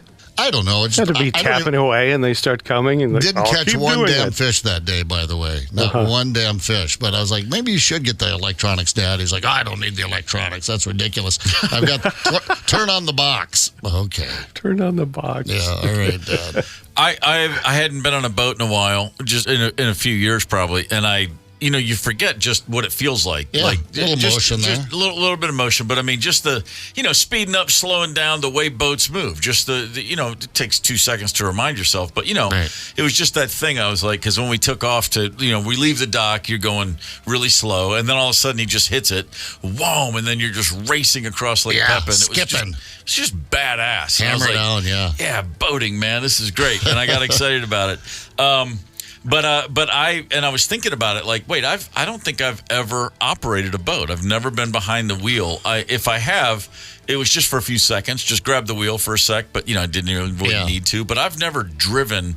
Do you call it driving a boat? Yeah. Is that the term? Yeah, drive a boat. I haven't done it. I got to get on that. Yeah, absolutely. Everything's easy. You just hammer, just boom, and trim it up a little bit until it comes time to park it. So you bring the it back in and you docking go, is tough. Oh, crap. This thing's drifting. This isn't, where am I? Wham! Hit another boat, hit the dock, back up 15 times. And everyone, apparently there's some rule that when you're bringing the boat in the dock, I think they can see the noob coming in a little hot. Everybody gathers around with their beer to watch you. That makes it a lot more fun. A crowded day at Lord Fletcher's. And you're trying to dock and just make a dork out of yourself. Try like 5 or 6 times and then screw it and you just leave and go to the bar on the other side of the lake and try it again. Yeah. Been there. A dude in Florida wanted to take a boat out, and he thought, I haven't driven a boat in a while. It's time I do it. Yeah. So he stole one. Just stole a woman's boat, about $100,000 boat. Started turning around, just going for a joyride off the waters off the shores of St. Augustine. One eyewitness said he approached my daughter and her boyfriend with a boat bumper tied to his arm. I noticed he was wearing an ankle monitor, and he was only wearing his underwear. Oh, okay. All right. He's got the boat bumper tied around his arm, ankle monitor, and underwear, approaching strangers. Hello, mister. Yeah. This is Anthony Terry breaking down what she noticed about this weirdo. It was fairly clear early on that he had very little boating knowledge. He struggled with, basic knots, didn't know where to attach his anchor. What? But why was he even messing? Oh, he's trying to get the boat bumper untied there and trying to get unanchored and get her out. And I'm looking at some video. He hammered down. Once he got the boat out, it was, No, he wasn't playing games. No. Let me tell you who else struggles with basic knots. This guy. I mean, I look at boating knots. I will watch a knot video on YouTube. I'll watch 20 minutes of different knots. I'm blown away by that stuff. Yeah, I don't even know what the knot is called, but I finally figured out one knot after my boat had drifted off a couple of times. And I needed a ride to get to my boat. I'm like, how are you tying that thing on? He's like, well, it's not a horse. You just don't wrap it around once. And he shows me the old figure 8 thing you do. And a boat hasn't gotten away from me since. But yeah, there's a few things to know. I wouldn't say it's complicated, but it does take some, you got to do it. Last time I was fully operating a boat was summer before 6th grade. I went to a camp for 5 days where you learned canoes don't count. No, it was a little tiny, little motorboat. All right. Little outboard. Dinghy, little outboard motor. Mm-hmm. And I got my there was hunting and fishing and all the different things. You were trying to get your badges or whatever. Yeah, your badge. No, I was going to say merit badge. That's but it was just it was a camp called Camp Curry, and it was 5 days and Camp 4 Curry. nights. And good Indian food. It was amazing, man. Is it over there in the Masala Forest? It was. I'll tell you, look it up. When you had to bring the boat in. And then it was so silly. You're facing forward, the boat's at the back. You have to operate the little handheld, little outboard motor without looking at it. That was their big thing. They're like, no, you have to be able to put it in. You have to be able to put it in gear, just flip the switch to go forward and then kill the engine. You have to do everything blind, just by touch. And I'm just like, it'll take me a Navy SEAL. It'll take me 1 second to look over my shoulder and make sure I'm doing. No, you have to do that. And so as I'm trying to dock this tiny little dinghy, me and the instructor, there's only room for 2 people in there, and I'm coming in and I kill the engine, so I'm just going to cruise right in. I'm like, this is perfect. I'm just gonna barely ding, like the little dock side. Mm-hmm. And then it pulled up just a little short, and I'm like, I might have to give it just a little more juice. And I gave it just a little more juice and just went Bam! Right into that thing. Just like James Bond up and over the onto the almost dock. what it felt like. And the guy was convinced I did that, trying to mess with him. He's like, "You did that on purpose." I'm like, calm down. I remember going, "It's a learning." Well, no, I meant to give a little more juice, but I didn't mean to do that. I wasn't trying to give you whiplash. He was yelling at me and all pissed off, and I'm just not the outdoorsy type. I gotta. No, that's when you're bringing in a real boat, when you've got your hand on the throttle there. It's not the outboard where you're twisting the knob, but you're pushing it back and forth. And I do that all the time. I'm kind of coasting in. I'm like, starting to lose my coast a little bit. I could use just a little juice. I like the idea that this guy that stole the boat in Florida, though, the one woman's going, well, he didn't really know his knots. He didn't know whether to attach his anchor. We're talking about a guy in his underwear with an ankle monitor. I don't think he knows what he's doing. With an ankle monitor and the boat bumper tied to his arm. We don't need to discuss his knot knowledge or anchor protocol. Sir, that's not a sheep shank. Sir, that's not a proper sheep shank. Oh, it's ridiculous. Nikki Sixx, bassist for Motley Crue. Yes, sir. Gave a statement over the weekend. One of his stalkers has been rearrested for violating a restraining order. Nikki Sixx lives in Wyoming with his family. And over the weekend on social media, he posted Stalker 1 from Tennessee has been arrested again for breaking the restraining order again and is also being charged with resisting arrest. It's been a really hard month. Happy to be home with my family. This woman has apparently been stalking Nikki and his family for years. Wow. And it's been a real issue. They're asking for 3 years in jail this time around. He said, like a lot of public figures, myself, my family, been harassed and threatened. A deranged woman from Tennessee who I've never seen or met before has targeted my wife and child with threats of deadly and bodily harm. When you are talking to somebody, like let's say you take a trip. You were out in Colorado last year, Tony, you and the kids. Right. And you bump into someone on a trail and you say, I'm from Minneapolis. And they'll go, do you know a guy named Mike O'Flaherty? Like you always think to yourself, I wonder if you know the one guy I know in a major metropolitan area. People will say that all the time. You're from Chicago? Do you know Mike Conrad? Like, no, there's 9 million people there or whatever. I saw this story, and it's a woman from Tennessee, and my first thought was, I wonder if I know her. I know some weirdos in Tennessee. You about 10 million people in Tennessee or something like that? Yeah, sure. Why not? I used to bother. You mentioned he lives out in Wyoming. A lot of rich folks going out there to get themselves some big ranches, and why not? If I had the dough, I'd buy a big spread in Wyoming. Kanye West owned the largest. He may still own it. I don't know if he sold it or not, but while he was married to Kim Kardashian, owned the largest ranch in Wyoming. Crazy. Kanye West bought it down there by Cody. Yeah. Yeah, built a huge compound on this huge ranch out there in Wyoming. And every time someone would be like, where are you from? I'm from Wyoming. Oh, you must know Kanye West. You bring that boy's name up again one more time. I'm like, calm down. Oh, that's great. Yeah, but Kanye West out there. But yeah, so now Nikki Sixx. Now I'll ask. He's been Wyoming. There. You know Nikki Sixx? He's been there 4 years. He moved in 2020 and said just felt like LA was starting to feel overpopulated. That was the quote. A lot less populated in Wyoming. The population of the state less than 1 million. So yeah, that's probably a square block or mile. I mean, that's LA. Less than a lot of counties in California. Yeah, way less. Yeah, less than 1 million. They have their one lone representative in the House of Representatives out there in Wyoming. But I imagine if a stalker follows you to Wyoming, they probably wouldn't even charge you if you shot them. You're like, they were stalking you, bothering your family. All right, here in Wyoming, you can shoot them. That's a good point. And stalking Nikki's, of all the people to stalk. Yeah, I'm just thinking, like you would think. Of all the people who are going to live on a ranch in Wyoming who would step out of their house and shoot you, I would put him right near the top of the list. And that's not judging. I'm just saying some people would be like, I better get my lawyer on the phone. He seems to be more like I'm just going to deal with this. I'm just going to blow you away. I know a guy in L.A. He's going to, he'll take care of this for me. Yeah, that's exactly right. I got a guy.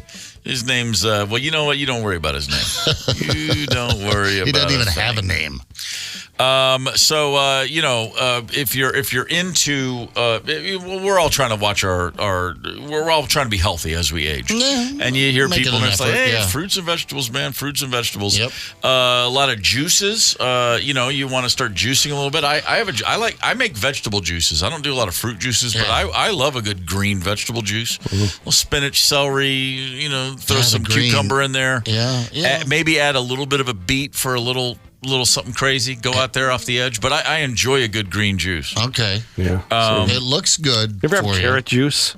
Many times. I love carrot juice. It's so weird. I like People carrot juice, think too. I'm weird. There's one I've been buying at the grocery store. When I check the label, I'm a label checker now. It's 100% juice, not from concentrates, and doesn't have a bunch of words on there I can't pronounce, but it is carrot juice and apple juice mixed together. Yeah. Bing, bang, awesome. Oh, it's great. Love it. My new favorite juice. We are renegades, man. I've done it. The old man. Oh, you know what juice is good? We used to sit around talking about Jägermeister did 27 shots last night. I'm pissing Jäg this morning. Now it's like, no, if you take that carrot juice and you mix it with apple, it's killer. Hey, dude, green apple. Get a Granny Smith in there. It'll set you free. Yeah, right. A little tart, a little more bitter. It's nice. I've had spells in life when I get really into the juicing. And I do sometimes you'll add fruit. Right. What's also nice is ginger. Just raw ginger in your juicer in there. A little bite. Okay. Yeah, real good. It sounds like you have a fancy juicer. It's just it's not really nothing much. It just goes fast and you just grind everything up. They have a big juicer at Lund's, I found out, and they put it in bottles for you. Is that right? You just swing by and pick it up, and or you could just go. They do their own juicing. But then I don't have to peel 15 carrots. You're right. And put in there exactly what you like. Throw a little Patron. The problem with that is you get your carrot juicer. You want to make carrot juice, and you get the biggest carrot in the bag, and you run it through there, and it's like that's a sip. Maybe. Yeah, you have to put in like 50. Yeah, you're gonna need a bushel of carrots to get it. No wonder it's that giant bag of carrots. I want a glass of carrot juice. It's going to cost $19. It's ridiculous. But speaking of juices you can buy pre-made, or Welch's, very famous juice company, Welch's. Oh yeah. They've crossed the Rubicon. They have crossed the line. There's no turning back. Welch's has gone to the dark side. I'll explain very soon. Hang tight. It's the KQ Morning Show, 92 KQRS. Zepp, Tony, and Steve Gorman are the KQ Morning Show. 92 KQRS. I'm Steve Gorman. This is the KQ Morning Show. Good Monday morning, May 13th. We just heard Led Zeppelin, the Immigrant Song, which is just a beautiful way to kick off their third album before going right into a acoustic-based folk record. And it's the old bait and switch from Led Zeppelin on number 3. Right there. Before that, The Black Crowes' Hard to Handle, a song that was recorded 35 years ago. This summer. Oh, really? 1989. How the time flies by. Yes, it does. Just a quick reminder that no one knows anything. When our producer, George DeCoulius, at that time suggested that, hey, for this first Black Crowes record, why don't you guys like Otis Redding? Why don't you do an Otis Redding song? We all went, no, that's stupid. Why would we do that? And then we recorded it, and we thought it was really good. And we were like, yeah, this will be a B-side, right? Maybe like on the Japanese import. He's like, yeah, sure, kids, whatever. He was a year older than me. But the point remains, when we got the album, the finished, finalized, mastered version of the album, and Hard to Handle was on there, we were all furious. Yeah. This isn't on the record. No, man, what about our own songs? It's 10 songs on the record, right? Or whatever it is. There was one cover, and it was Hard to Handle, and we were foaming at the mouth. It's not what we signed up for. We're not a cover band, man. Yeah, a year later, we're like, oh, thank God Hard to Handle's on there. Yeah, covers, huh? Goes to show you what we know. Welch's, the fruit juice company. They finally got it through their heads. You got juice boxes. Grown-ups are always hanging out together at their kids' events. And if you've had kids and you've gone through the juice box orange slice post, all the kid birthday parties, the bouncy rooms, the soccer games, whatever it is, all you're thinking the whole time is, I just could use a drink. Yeah. And Welch's has said, you know what? We got you. We got your back. They have entered the canned cocktail game. What Welch's took them so long? They've gone with 4 flavors for this summer. They've got now in Welch's cans vodka cranberry, passion fruit mojito, watermelon mule, and then a grape drink called vodka transfusion. Interested in all. Yeah, I mean, it does feel like, I mean, they are late to the game. Yeah. You know, my mom, when I'm going back to the farm, going back this weekend, we have a big graduation out there in South Dakota, and she'll say, oh, stop and get me some, one of these coolers, or she likes these pre-mixed drinks. Okay, what do you want? And then you walk in the liquor store, and there's like 25 options. Yeah. It's crazy. I'm like, Yeah. she's like, the one with the cans with the fruit on it. I'm like, Mom, I'm going to need a lot more. Take a picture of the can you're drinking right now and send it to me. But I think this is a lovely way for Welch's Grape Juice to bring the kids along from drinking the grape juice to alcoholic drinks. Right, the trusted brand. Yes, little exactly. Nostalgia. Welch's, and then one day you just pick up the one with booze in it, and that gets the job done. They should bring back the Flintstone glasses they used to have. Welch's Jelly. Oh, yeah, remember that? Sure. Jelly. They had like an Archie lineup, too. But you had to really go back to remember the Archie lineup. I remember that. Yeah. Well, that makes me think, wonder if Flintstone's Chewables will come out with their own line of gummies, like edibles? Chewables, but they're edibles. idea. Flintstone's edibles. God, I mean, I wouldn't be surprised if it's not already out there in some form. We're the Flintstones, kid. I can't remember the words. Dabba do. I can't remember the words. But there are a lot of those moments, though, when you are with the kids. The number of... at the bouncy house place where the kids just go hop on all that crap for a birthday party, or there's just so many of those things, and it's always Saturday morning, and all the parents are standing around, kind of hungover, hands in your pockets, and you're just like, yeah, there should be a bar here. Absolutely. Like, why don't they have a bar at See these fancy water bottles everyone carries around now? Check those thermoses. Yeah. Yeah. Right. You just got something that doesn't make the breath too stinky. That's what vodka's good for. Yeah, you don't want to be the one parent who actually does that, but you really want to be the parent who's doing it. You just don't want to be the one parent who's doing that. Right. Those dance things. I used to, because your daughter would dance. My daughter, you'd go to these dance competitions, and there would be, and I'm not even exaggerating, 50, 60, 70 dances, performances. Yes. And my daughter was in 2. And they'd say, well, you can't just come and attend your daughters. It's, you got to do the whole thing. People, it'd be like a revolving door in there, and people coming and going. You've got to sit down and watch them all. That's the polite thing to do.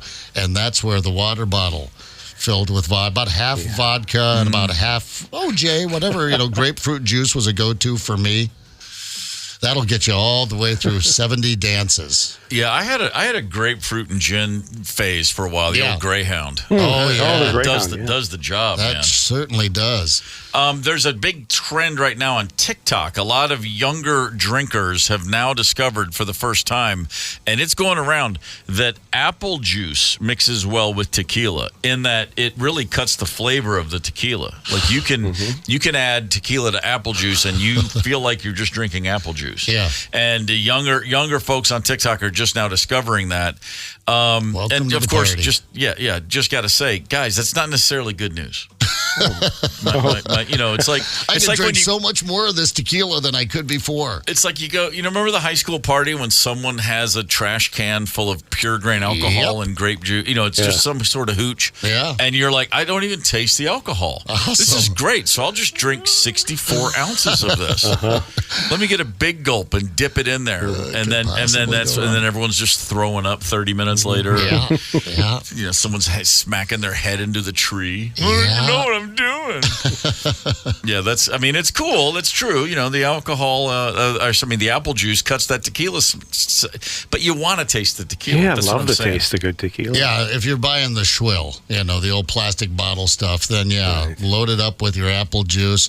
The orange soda was always a good one for that. Oh, that would negate the really old nasty tasting tequila. I had margaritas and stuff, but I'd never had a shot, just straight tequila, till the first time I was in Los Angeles. And I was at a bar, and somebody, hey, let's do a shot of tequila. And I had one, the salt lime thing, knocked it back. I was like, man, that's cool. That's pretty cool. Yeah, did another one. It was like, man, this is, okay, I've found my new thing. And then over the course of, it wasn't all in a row, but within probably 20 minutes, I did a third shot.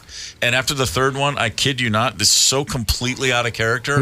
I was looking around the bar going, what's that guy's problem? What Look at that guy. He's looking at me. Man. I'm serious. And everyone's like, are you okay? And I'm like, yeah, I'm fine. But that asshole's got a problem. And everyone's like, dude, what's the matter with you? I'm like, I've always been the happiest drinker guy. I'm just in a good mood. We're at a bar. We're all having fun. Yeah. We're in L.A. And then I'm literally looking around going, I'm throwing hands tonight. And it was, and at first, of course, everyone thinks I'm running shtick. And then it's like, no, I'm literally hot under the collar. Yeah. So I was like, I learned a lot about myself tonight. That tequila. Now, can you imagine me on tequila? I'm already a hothead. I'm already a hair trigger. And I learned very young that tequila equals orange jumpsuit for Brian. It's like my mistake. It's like normal people on bath salts. That's me on tequila. I dare have a margarita if we go out and doing a little Cinco thing, or we're going to eat some Mexican here, so I can have I'll have a top shelf margarita, and that's it. And that's it. That's all she wrote. Yeah. Then it's what do you got there? What is that? Modelo? What is it? The beer? Well, Modelo's a beer, yeah. Yeah, Modelo, and maybe I'll do one of those. Dos Equis. Give me a Dos Equis or something like that. But off the tequila, just can't go there. No. Chemical reaction. Yeah. I go Hulk. Yeah, Smash. I mean, I've had. That was 1990. That's a long time ago. Yeah. And in the interim 34 years, probably 3 times I've had a shot of tequila, and only just one each time. Oh yeah. Because it was. It really was like later. I was like, that's not cool. Like, why am I? Different. I don't know why I want to fight. Yeah. I don't like that feeling. Yeah. There's that. There's some chemical in there, and not with everyone. I know people that can go out and get really hopped up on tequila. They can go right for the worm at the bottom of the bottle, and they're just as affable and fun and friendly as you'd please. But some folks, they drink that tequila, and that's it's a fist of fury. Beautiful weekend here where we are in Minneapolis and throughout the state of Minnesota. I know Zepp and I went down to Lake City Saturday morning, did a lot of fishing. Yep. Governor's Open. It was great. We had a blast. Yeah, we really did. Yesterday, gorgeous day. I mean, in the mid-80s here in the Twin Cities and throughout the state. And then by yesterday evening, some Canadian wildfire smoke started coming in. Yeah. This morning got up and it was like, oh, there's that haze and there's that smell. But that's going to blow through as well. But, this is the time of year. We're getting outside a lot more. I mean, yesterday in the city, it was just, everybody was out, myself included. Everybody wearing shorts way before they should. Just the whitest sets of legs you've ever seen. Yeah. But it was just a gorgeous day. And I just read this. The average person says they need over an hour outside each day in order to feel refreshed. 67 minutes, in fact, was the number we came up with. The average American needs 67 minutes outside each day, to feel good. And I was thinking about that because 67 minutes a day outside. I probably got to work on that. I leave here. We were in here in the morning, and we stay after the show, and then get home, and I got a few things to take care of. Sometimes I take a nap, and I'm like, am I outside for over an hour every day? Right. Maybe in the summer. I'm not including when you like golf or something, but just in a general day. Yeah, the dog. I guess because we haven't been able to walk Chauncey for a couple months, I've not been outside. But I'm like, man, I need some more outside time. Yeah, I get squirrely if I don't get outside. In fact, that's what I do. I just get a little punchy, a little squirrely, a little cabin fever very quickly. I don't need a blizzard for that. I need, just a day. And then I've got to get outside. I don't care what the weather's doing. I used to go jogging and bike riding in the rain all the time just to get outside. Yeah, I really did. Saturday really just felt, it was funny. We got back from Lake City after being on the lake for a few hours and hanging out. And I had I just kept going. We got back in the middle of the afternoon, and suddenly I'm running errands, and I was just out, and it is like I think I'm just now having this realization live with my friends. I got to get outside more. I've been cooped up. Yes. Now I'm feeling it. Yeah, it does. I mean, there's something about being inside. Hey, listen, nobody likes to grab a couch more than I do. I can really seriously surf the couch, but getting outside, like you said, it gives you that energy. It just gives you that. Plus, then it gives me the inside time. I don't get like, dude, did you just lay here for 12 hours playing video games and watching, ESPN? You got to, you feel better about your inside time, I think. Yeah, for sure.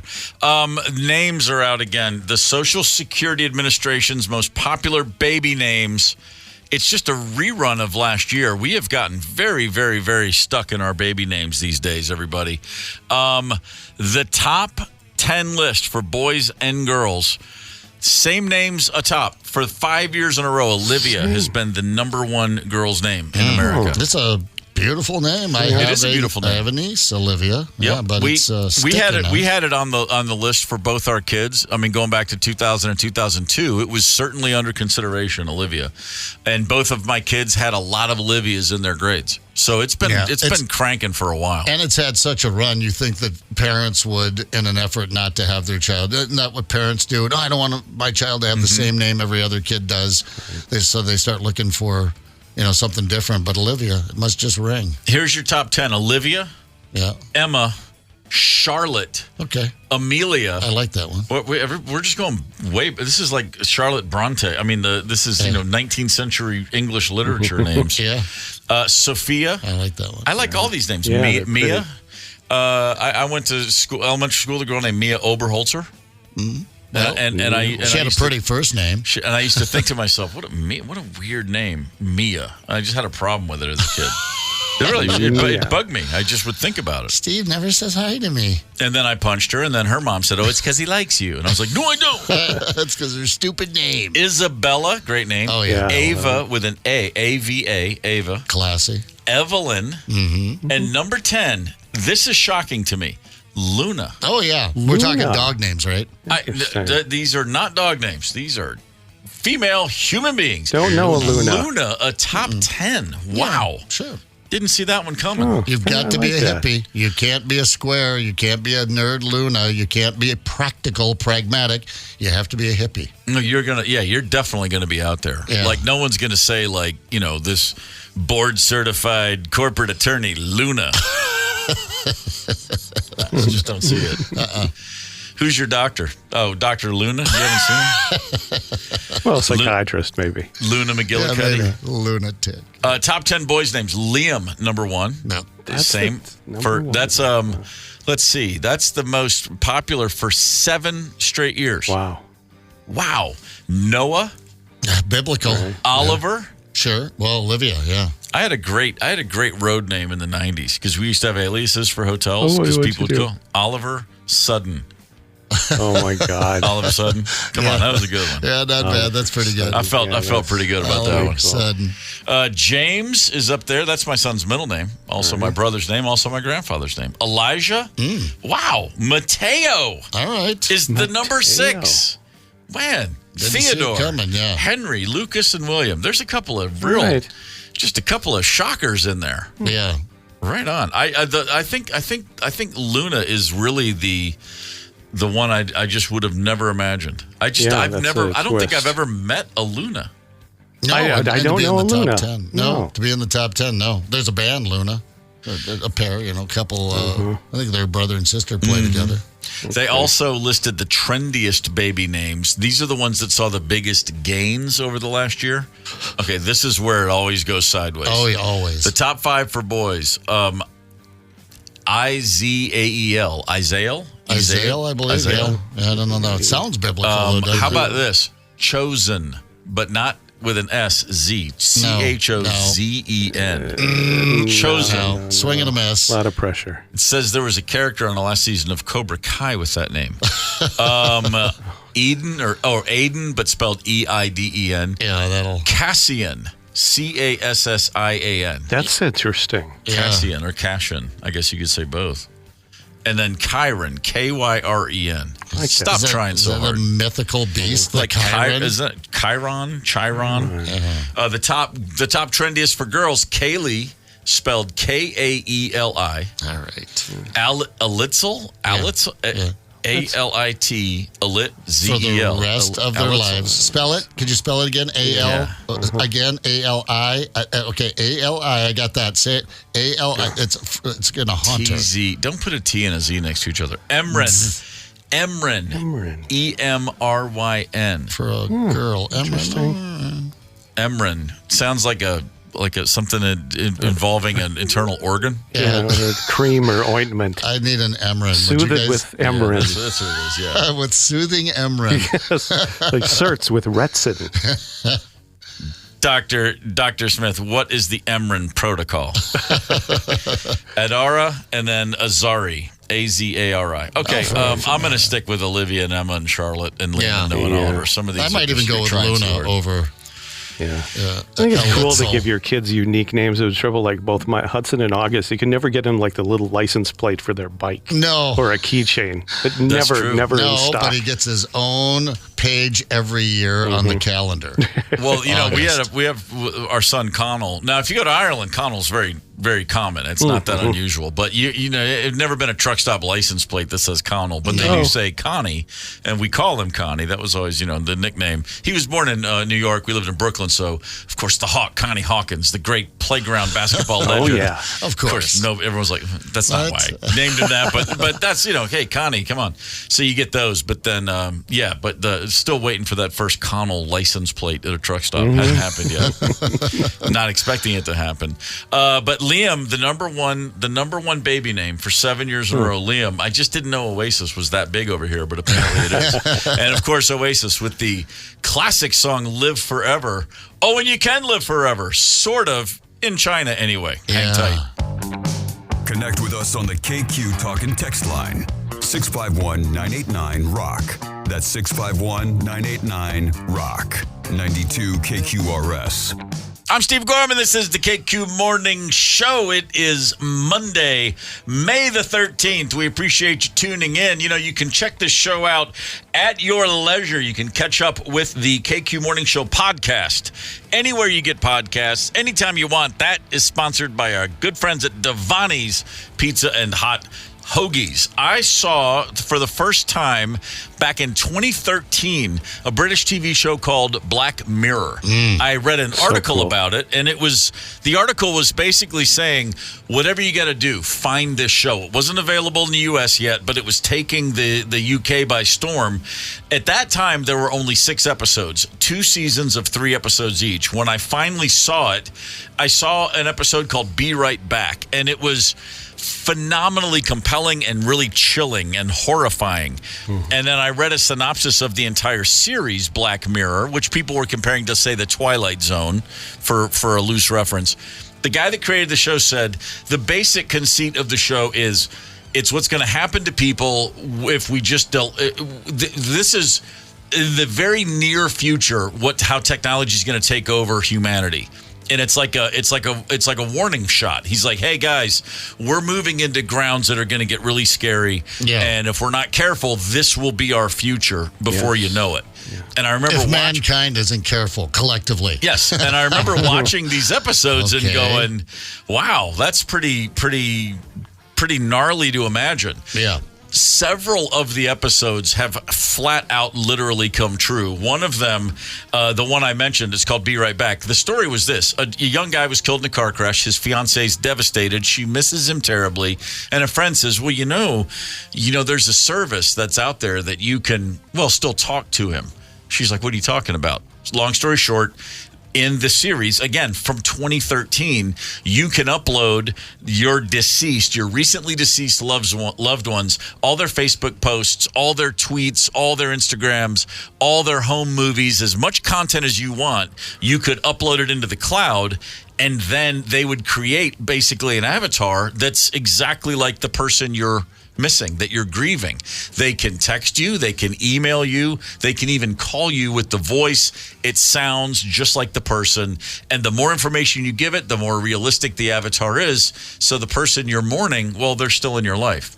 And so again, I'm watching this in 2013, and I'm thinking about obviously that's the most unnatural concept ever. You are born to die. Like you got to have both ends of the story.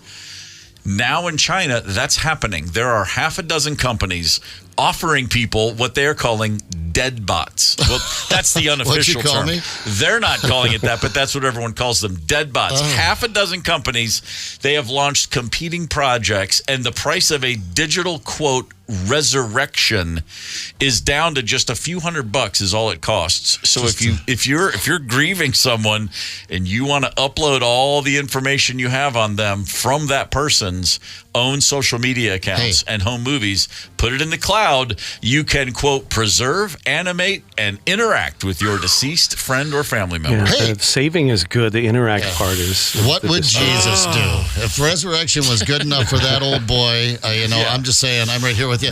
You know what I love about this in the human condition is that if we just stop 10 people on the street, one person would go, sure, why not? I would do it. Yeah. Most people would say, well, this is disastrous to the human condition. We're not wired like this. It's too much change. We need to go through that grieving process, and then 9 out of 10 of us will participate in this. We'll go, I just... At some point, grief is too much. It's unbearable. I can't do it.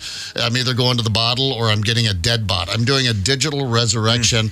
You can't say, well, common sense will prevail here. No, we're going down, man. This is going to happen. It's we're about this close. My fingers are very close together right now to living an entire existence in the digital world. It's a better place to be, maybe.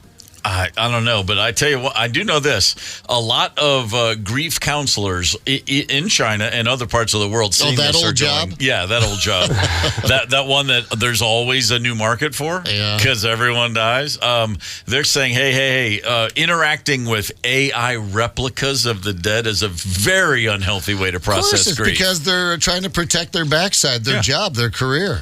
It's just Band-Aid after Band-Aid after Band-Aid, I guess. No, it's Pet Cemetery. Yeah, it is. It is. Don't mess with death. We're messing with life enough as it is. We've been tinkering around with that quite a bit, and then how we live our lives through social media and now artificial intelligence, which is all the rage. Death is. That's a slippery slope, man. I can just it's just weird too, just to think about 10 years ago this was like it's just like a science fiction thing. You're thinking this is 150 years in the future or 10. Yeah. I remember being very chilled by this, but not at all thinking it would happen anytime soon. It's not imminent, but it is. So it just goes to show that people who are reporting on tech, like we see AI now, well, obviously 10 years ago they were working on it. It's always been around the corner. Every time something new hits, there are people who have been aware of it for years and years, decades sometimes. But it's commercial now. And so, then it's now finally made that leap into the mainstream. Yep. All the hoops have been jumped through, and now it's just here. Whereas 10 or 12 years ago, when that script was written, it was just, it's coming. And it's just so. The other one from that same first group of Black Mirrors that I'm like, well, I guess this is the next one.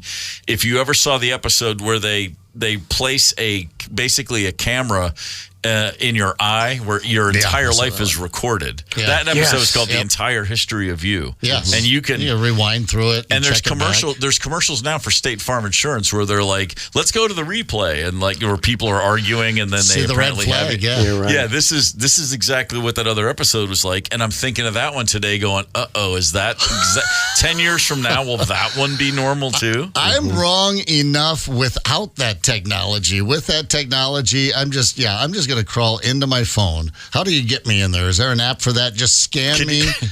Get me in there right now. Get me out of this mortal, fleshy, inadequate body and existence that I'm in right now. Let me just crawl into the artificial sphere. Imagine how many times you'd be having that conversation, which is you said you were going to take care of it. You said you were going to take care of it, and then you and your partner or coworker, whoever, and then you both just click that little thing inside your brain and go back and rewind the conversation.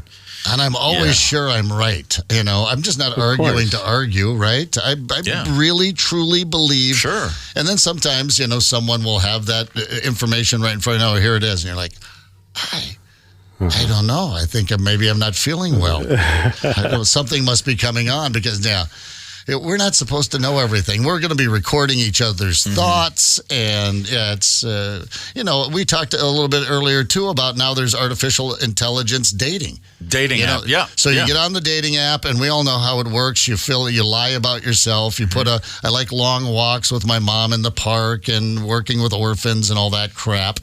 I really do like going to the farmer's market on Sunday morning. I promise. You put in your 4 best photos. Everyone has 4 photos of themselves where they're like, that looks real. It doesn't look at all like me. Look how thin and wonderful I look. So we do that, and then we get on, and then eventually we meet. You know, the rubber hits the road, except now you don't have to meet. Now your AI avatar that this new dating app develops for you will meet the other avatar. They'll get together. They'll have a date virtually first, and then get back to you and let you know if you two should get together in person, I guess. Can you watch it while it's happening? I don't that know. Would be kind of cool. I don't know. It's the founder of Bumble, so it's Bumble, which is also already a dating site, says that it could be possible in the very near future to have an AI dating concierge, essentially your avatar that we're talking about, go on a date with another person's dating concierge.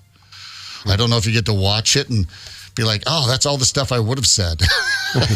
Well, she's going to be really disappointed when she meets the real me. I don't know why, but I'm picturing, like, I know this is all digital. This is just a series of things that X's and O's digitally making sense and saying, well, you know, that person's interests are not aligned with mine. My avatar, your avatar. But I'm picturing my avatar, and he looks like Shaggy from Scooby-Doo. That's what I would want. That's the guy I would send out into the avatar cocktail party.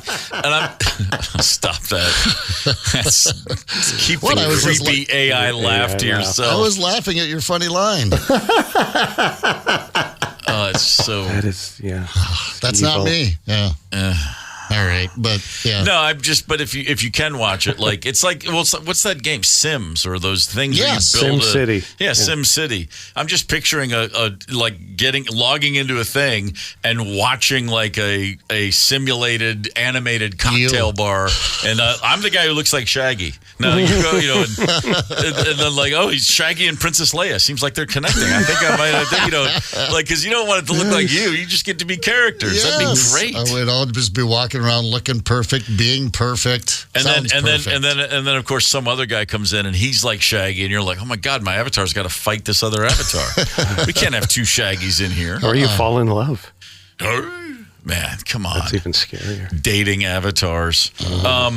It's a bit. Yeah, all of it's just. I'm kind of beside myself with this. Yeah. The dead bots are similar to now. What we do have in the States, we don't have dead bots yet. We do have chat bots, explicitly designed to help people who feel lonely. There are bots, there are programs you can sign up for, smaller AI companies that are specifically targeting people that need companionship and don't have it for whatever reason.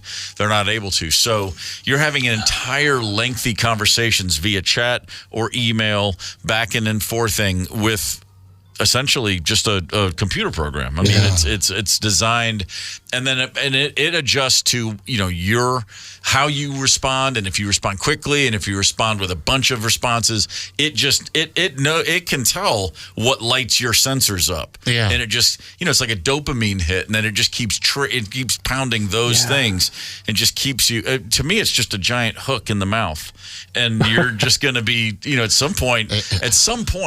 You're getting pulled into that boat, and reality smacks you in the face, and you're like, I just spent 9 years communicating with a chat bot. Yeah. And I'm 9 years older and have no human friends to, yeah. Yep. I'm going to have to make another friend. I mean, here's what I love is that we're receiving an overwhelming amount of warnings from people in the AI business saying, this is, sorry, we've opened this Pandora's box, but it's out. And it was always going to get out. You can't, you can't suppress that kind of technology. It's good. It's gotten out in China, in a communist country. It'll get out here. It'll be worldwide. You can't stop it once it's started. But the warnings are dire that this is serious and it's going to bring about the end. And we're all going, oh, I don't know. So I can use it for dating is what you're saying? It's always that. We're going right over the edge of the cliff. if you haven't seen the show Black Mirror, it's on Netflix now. It wasn't the first 2 seasons. It was just a British show, but then Netflix saw it and was like, "Hey, we got to get in on this business." And there have been several seasons since. And I mean, like the worst Black Mirror episode I ever saw was still pretty good, and the best ones are as good as any TV's ever been. Like they're really, really well made. And the episode I was first referencing called "Be Right Back," which was like these dead bots. This is exactly what it was.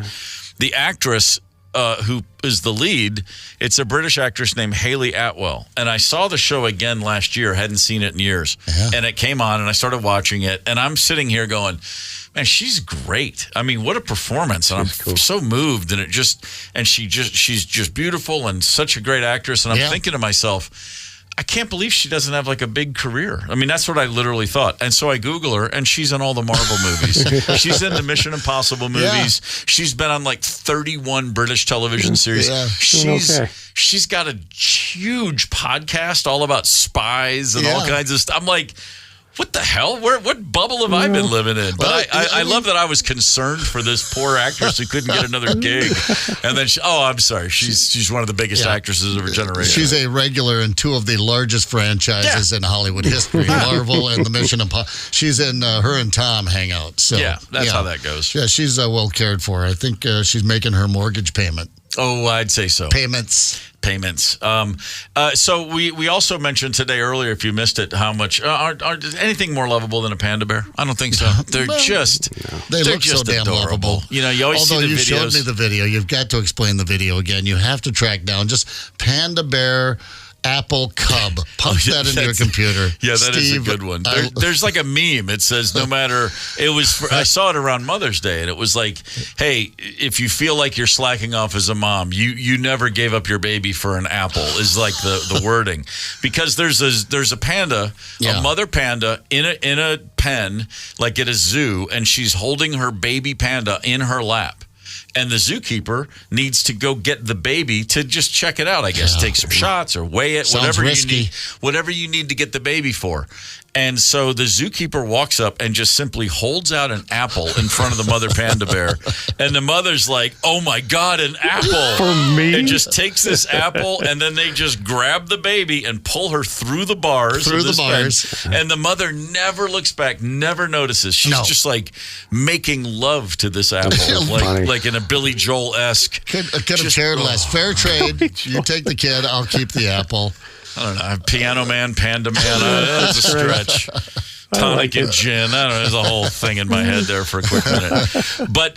But so the point is the panda, the mother panda is just like, yeah, cool, done. Where's that baby? Who cares? You got another apple?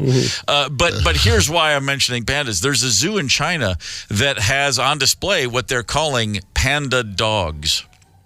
Now, a panda is not a dog. It's a type of bear. But they have panda dogs. And then, of course, a little bit more investigation, they found out it's chow chows. You know, the Chinese dog, the chow. They're just painting them. They're dyeing them to look like panda bears. And people don't realize this is not a breed of animal. This is a dog essentially being with a dye job. Not something you'd expect from a zoo. They tend to try and be legit. But, hey, whatever pays the bills. If the people want to see panda dogs, by God, you better start spray painting some puppies. And apparently this is not that unusual. Other zoos have come under fire in China they try to pass off dogs as wolves or rare African cats. Like they're just putting dogs to work now. I mean, a lot of competition with the zoos. I guess so. I mean, I guess it might be inappropriate to say, but for all the stories I've heard about Chinese people and their dogs, painting them is the least of their concerns. Honestly, now that I think about it, if that's going to give that dog a better chance of getting through the day. But there are places. I mean, and that's not. I mean, there are people throughout Asia. Their dogs are still, they're on the menu in certain places. Now that I think about it, I've been out to the Minnesota Zoo recently, and I'm wondering if those monkeys aren't just teenagers in costumes. It could be. With the way they've been behaving. You never know. You just never know.